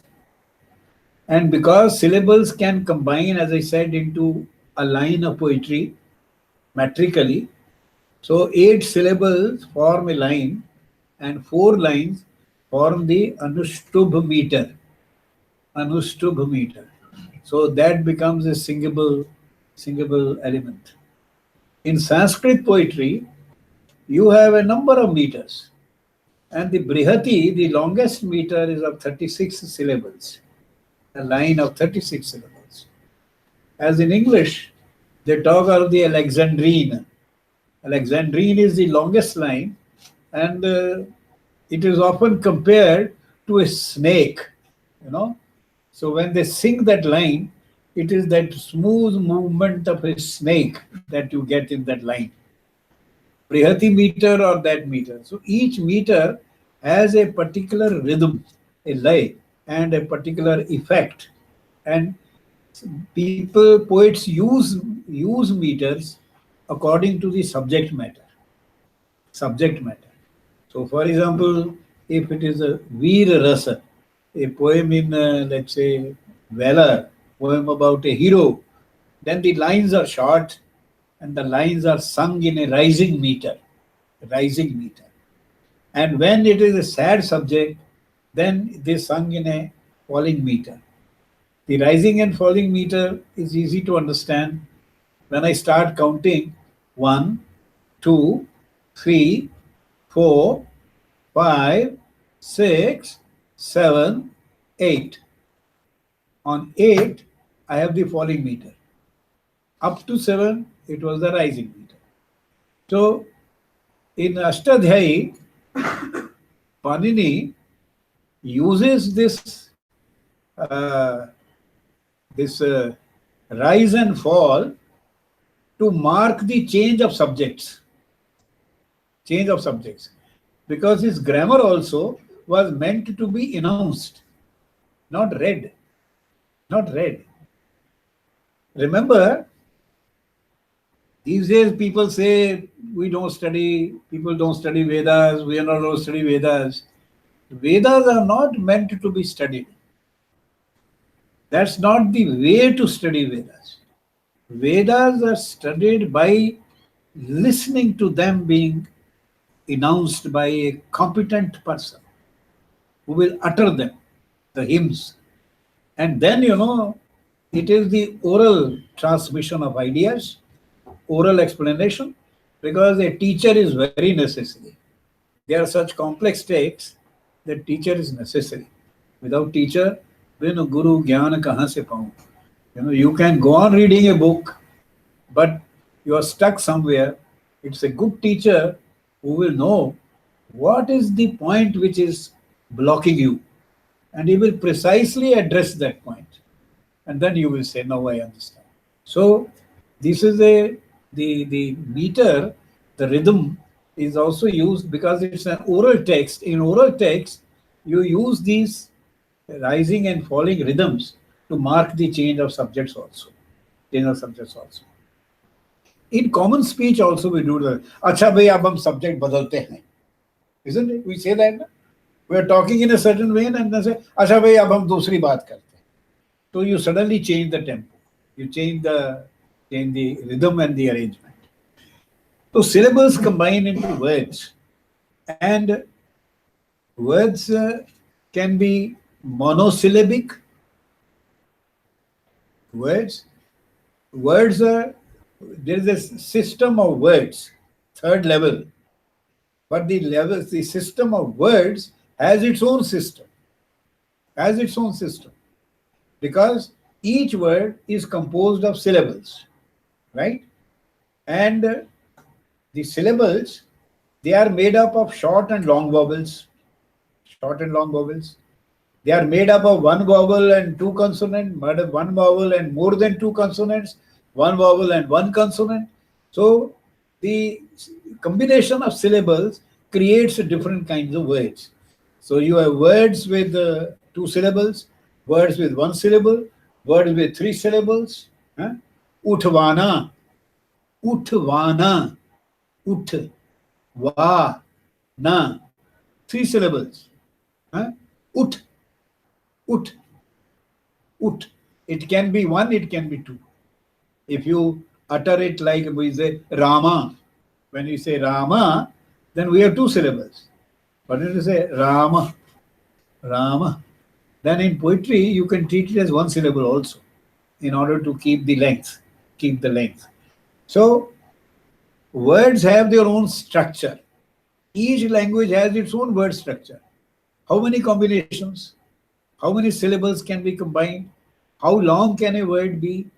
And there is this length of a word in terms of syllables has something to do with comprehensibility.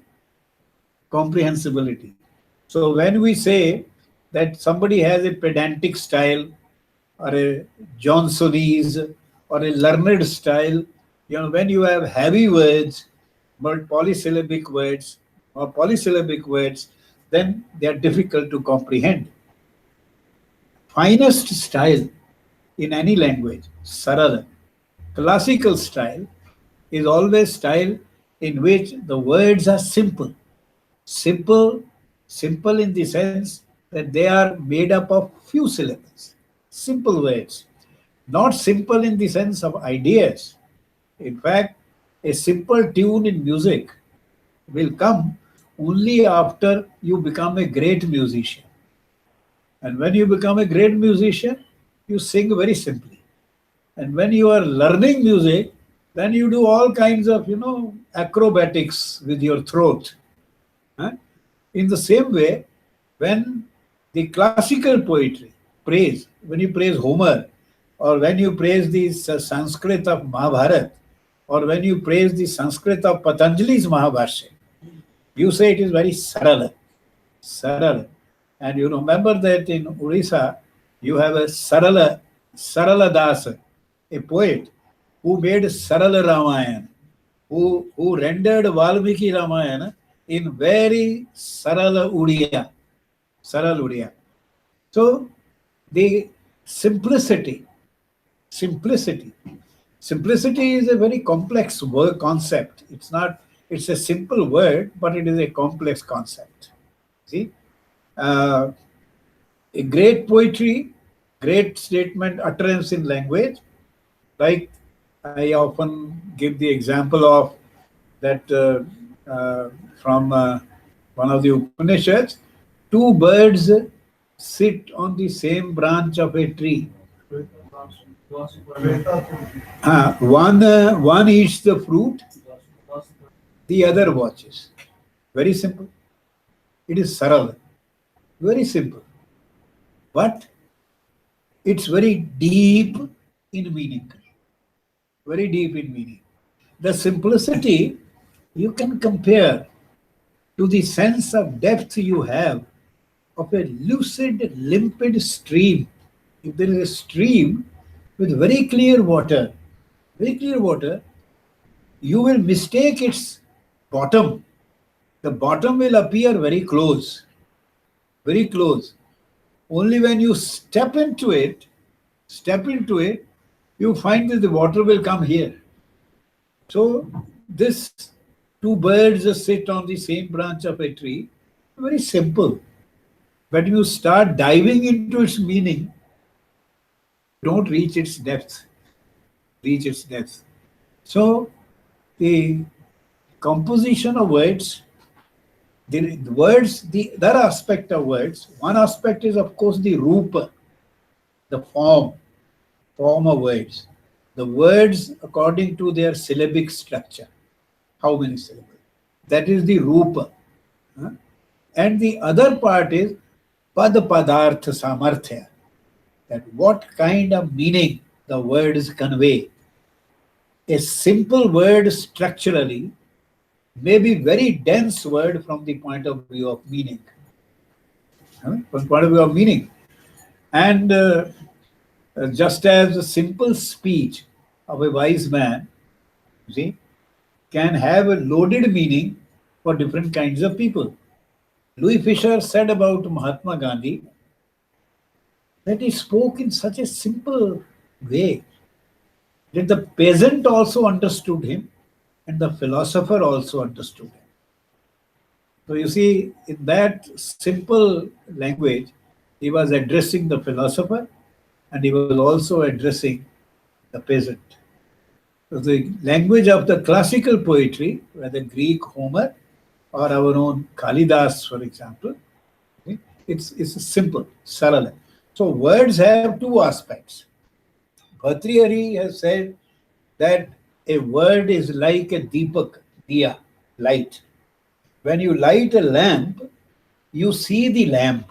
If you go into a dark room, you light a lamp, you see the lamp, and in its light, you also see other things. So a word is like a lamp. It has a duality. It has its own self, and it has also an ambara penumbra of suggestion, meaning. Ambara and penumbra of meaning. So let's say it's an example given by Bhartri himself. Of course, of different days, says that when a father says, "Ye mera putra hai," introduces his son. These days, very few fathers will do that because they will have problems with their sons. But these days, more fathers say, "This is my daughter." But he gives the example of his son. That ye mera putra hai. Now that word putra means a genetic son or manas putra, even as a disciple. student. But apart from that, it also means he is a great support. He will be my support when I am an old man. He takes care of me. All these suggestions are there in the word putra. कि ये मेरा पुत्र है. Now this suggestion is part of it. So in the light of that word, you see many other things. You see many other things, right? And if you go on, that what has happened or what is there, then you have the primary meaning, you have the secondary meaning, you have the tertiary meaning, and you have the fourth level of meaning. Abhida, Lakshana, Vyanjana, Tatparya. So words have a density and a depth on the other aspect, two aspects, Roop and Samarthya. The form and the potential of meaning that the word has, that the word contains. So these two aspects are to be studied. These two aspects studied. In the level of organization, you study the structure of words. And in the theory of meaning, you study the use of words. And the figurative meaning and other meanings and so on and so on. The structure of words not only is a question of how many syllables, but also a question of the formation, because the words are related to each other. So you have drive, the verb drive, and you have the noun driver. So you say that the noun driver is made from the verb drive, right?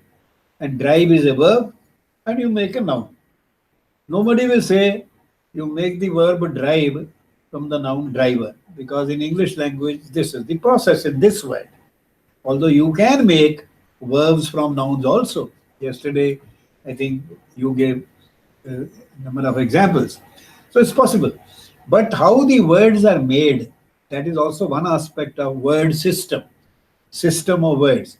So when you are examining the system of words, you look at its formation in terms of syllables, you look at its meaning, and you also look at its, when you say look at its meaning, you look at its meanings extended and other, and you also look at its origin. From where did the word originate? From where? Particularly in Sanskrit, all words, it is claimed, all words are derived from verb roots, not verbs. Verb roots of verbs. Dhatu. So, for example, there is a root, the very first root, bhu, or the root kri. Kri means, doing something. And this dhatu will generate so many words with prefix, suffix, and all that. So, in Sanskrit, it's remarkable that it's a large potential of making new words from a very finite list of roots. 1957 or so roots in Panini's Dhatu Patha. Panini made a enumeration of the verb roots of language. 1957. We may think ये तो बड़ा कम है, हम तो इतना बोलते हैं, भाषा इतनी शब्द होते हैं, लाखों डिक्शनरी भरी पड़ी है और रूट्स इतनी है. But no Indian language has more than 1100 roots or 1200. 1957 verb roots in Sanskrit, all enumerated, classified, structurally classified, grammatically classified by Panini. Nobody has done it for Hindi or modern Indian languages because you don't have a Panini. You have to be a Panini. I don't know what he was, but obviously he was a very strange person. He was all mind, nothing else. Although he belonged to a community which had the reputation of Jats. You see, the Walik people, the Waliks, this town Balkh and Bukhara, the town Balkh is named after the Waliks. They belong to that tribe. And they were known to be, rather more like agriculturists, but they produced this clan. His brother was the great metricalist, Pingala, Panini's brother. He was a Pingala. And in Punjab, if you want to buy a book on meter, you say, give me a Pingal. It's called Pingal because it was composed by Pingal, the first composition of meter. So Panini has made a list of dhatus. So words are derived from dhatus. Like I said, driver. Well, pachak, from pach. Pach hota hai pakana. Or pachak. Like this. So you have roots, and then there is a whole science in Sanskrit grammar. Science of nirvachana, exposition of words. Exposition. How in Sanskrit, you don't have etymology in the Western sense. If you look at the Oxford Historical English Dictionary, you will take a word and they will tell you this word came into English from Old French. In Old French, it came from Gothic, and from Gothic, like this, Germanic. So this is etymology. Etymology, the word originated in which language, came to which language. Now, Sanskrit, although people are learned articles, that there are borrowed words in Sanskrit, Sanskrit has no borrowed words. I think that is the finest possible, most defensible statement you can make. You can make a proviso then. Well, there are some words which have come in as proper nouns from other languages, but Sanskrit vocabulary is its own vocabulary. And it is an extensive vocabulary. The great Sanskrit lexicon, which is under preparation in Deccan College, Pune, since 1950s, 60s, they have not yet reached the end of the first letter A, and they have already more than 1 million words. You see, so such productive language, productive word formation system through prefixation, infixation, suffixation, from verb roots, declension, inflection, derivation, and so on. These processes. So when we are doing words, we are doing all this. So word system of words. So each system, you can take part of a system and work on it. So this is the third level. And then the words combine with particles. Words combine with words to form compounds, and words combine with particles to form morphological construction, inflected words, derived words or inflected words. You see, you can have a noun and you can make an adjective. Well, that is word formation, right? But when you add a plural marker or a gender marker, then you form an inflected word, a pada. A pada is a word plus the grammatical element. Word plus the grammatical element. The grammatical elements are of two kinds. The grammatical elements for nouns, nominals, and grammatical elements for verbs. They are called the noun inflections and verb inflections. Nouns are inflected. You understand? Inflect. They say, again, I must remember my senior colleague, Professor Gill, who one day used this beautiful expression that, see, look outside, see that tree, beautiful green leaves, and see how the sunlight is inflecting some of the leaves. The sunlight inflecting the leaves. The color and the shine of the leaves has changed because a ray of sun is falling on them. So an inflected word, other, is a boy.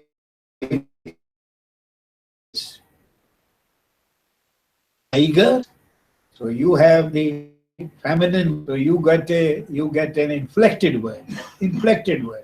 So this nominal inflections are for gender, for number, for person, for case, right? Case, number, gender, person. These are nouns are changed according their form according to these. These are the factors which change the form of the noun.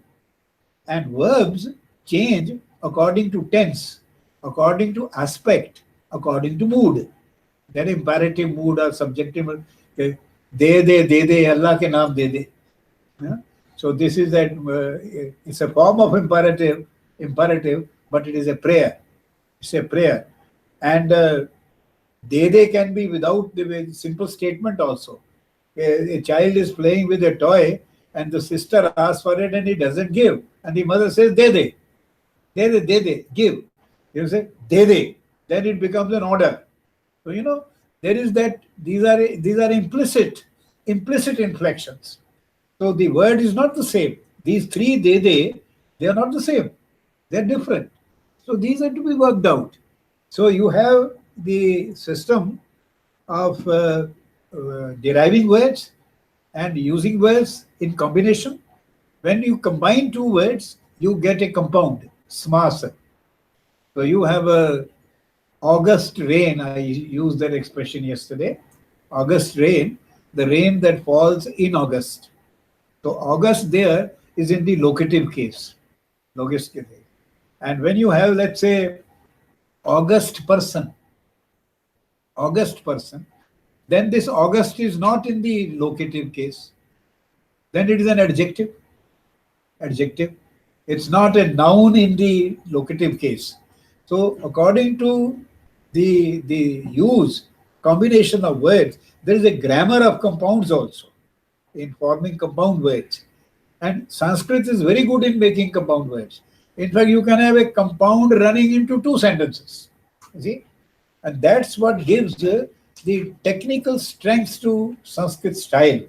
Sanskrit is ideally fit for writing technical treatises because of its brevity. And in other languages, particularly in our modern Indian languages, even when you are describing something technical, it reads like a story. There was a king once, like that. But the technical style has to be a compounded style and also left branching style, not right branching. That's again, arrangement of words, which does not really concern us at this point of time. That is, if you put all the adjectives first and then the noun, there is suspense.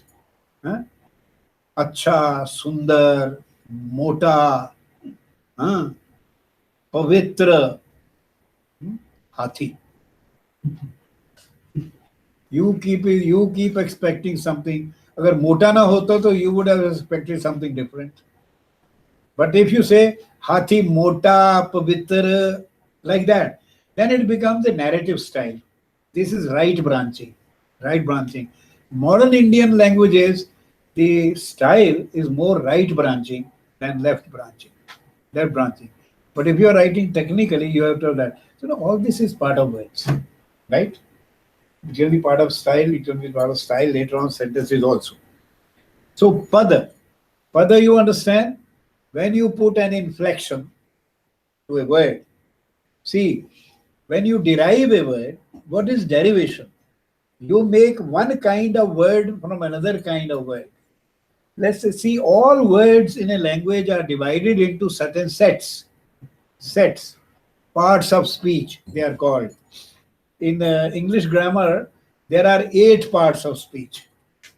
8 parts of speech: noun, adverb, verb, adjective, part, and vocative, and so on. So you have different parts of speech. But Panini's grammar has only 4 parts of speech. See?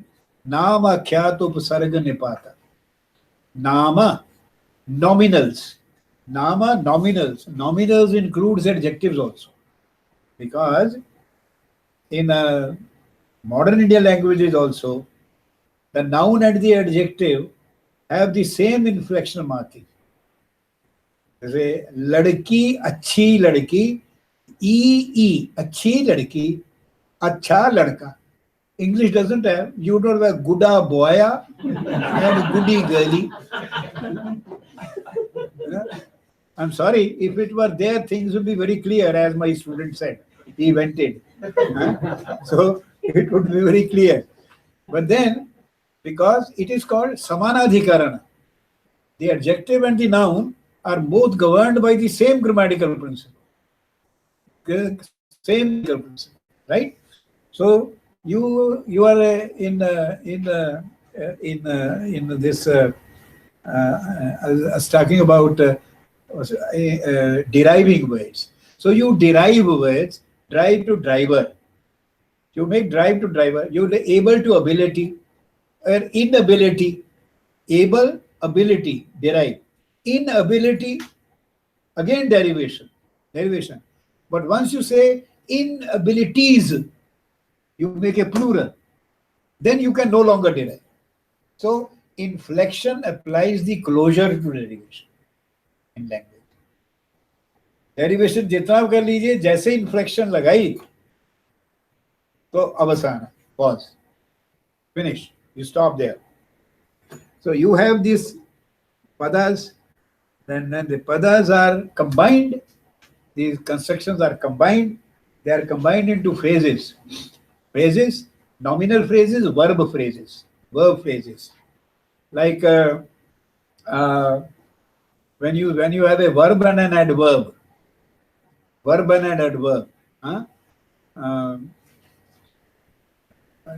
dancing teacher, dancing teacher, very interesting use.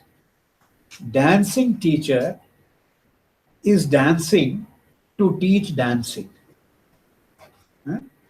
Dancing teacher is dancing to teach dancing. Now you have dancing teacher, adjective, is dancing, verb, to teach dancing, noun. As a noun, right? So dancing teacher is a phrase. Dancing teacher. Adjective and noun together. Just as is dancing beautifully, is dancing passionately, is dancing furiously. Those words are adverbs, literally adverbs. You add to the verbs. Now when you have noun plus adjective, one or two, you can have two adjectives, you can have three adjectives, in fact you can have any number of adjectives. As I said, a pious, trim, good looking, tall, horse. Are you disappointed? They say pious, trim, good looking, horse. So you have a number of adjectives. In every language, if you have more than one adjective, there is also a preferred order of adjectives. Those who really know the language, they will order the adjectives also in a given way. See, from the most abstract idea to the most concrete, that will be the order. So tall will come at the end. Pious, good looking, tall, not good looking pious. Pious, good looking, tall, not tall, pious, good looking. That means you don't know the language if you place your adjectives like this. So there is an order.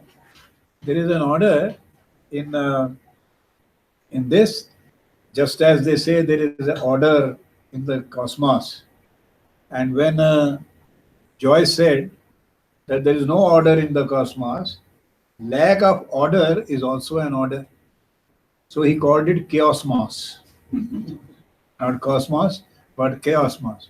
So language appears to be a chaosmos, but then there is an order there. So all this comes under, the words, the phrases. So you have nominal phrases, you have the verb phrases, and of different kinds, different structures. See, Structure.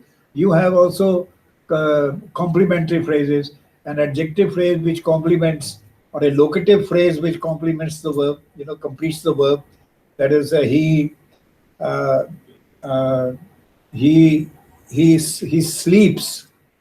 He sleeps in a roofless room.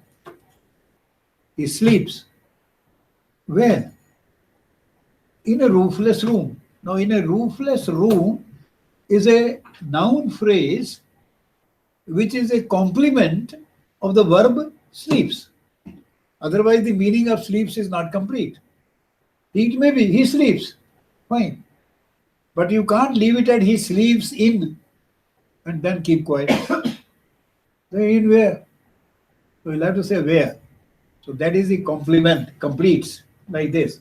So there are different phrases, there are different functions, grammatical functions. All that you study the phrases in a language. And then phrases combine to form an utterance. Mukti. I put in the word vakya, sentence.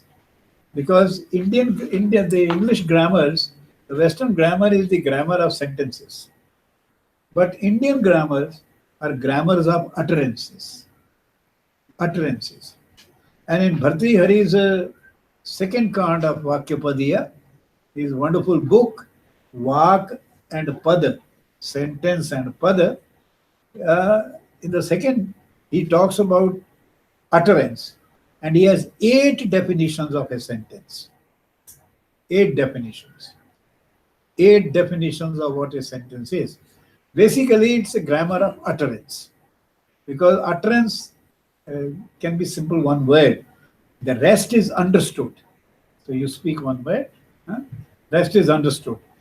And the closer the understanding, greater the understanding between two persons, there is no need even of language. Just if you need something, and if you look or sit in a certain way, the person who understands you will get you this. Or you speak one word and person understands, because the rest is understood. So there is a single word sentence, single verb sentence. There can be a single noun sentence. Many Indian languages have verbless sentences. Noun and noun. Ramesh, teacher. Ramesh, teacher. What does it mean? Ramesh is a teacher.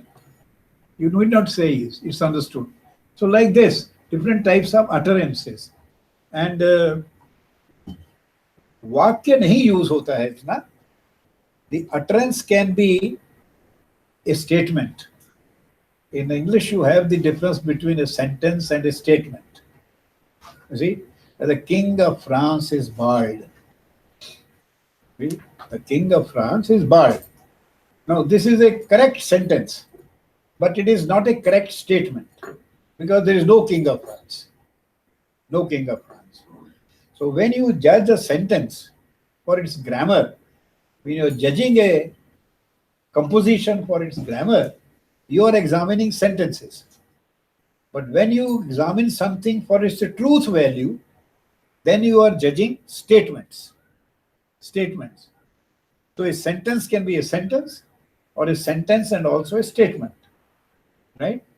And every sentence we utter, when we speak, every sentence is a statement. ये सोचने वाली बात है. Every sentence we utter is a statement. If I say, this is a very good book, or I say, he is a very good person, I'm making a statement. And whatever I say can be judged for its truth value. And it will be judged differently by different people. Therefore, every sentence we speak has the unsaid part. Kapil Kapoor says, this book is good. But we don't say, every time I don't say, I say, I say this book is good. And I presume that they have said it, it is a statement, it is true, everybody will take it as true. But no statement, no sentence uttered by anybody is necessarily has a truth value. Truth value. Right? These are all predications. We predicate something about something, and whether right or wrong, correct or not, we have to judge. Everybody has to judge and has freedom to judge. Okay? Should we stop? So thank you very much. Thank you very much. Maybe tomorrow around 12 o'clock. 12 बजे रखते हैं। रख लीजिए। How about 12 o'clock tomorrow? Will you be comfortable? कितने लोग आ सकते हैं कल? पहले संडे है कल।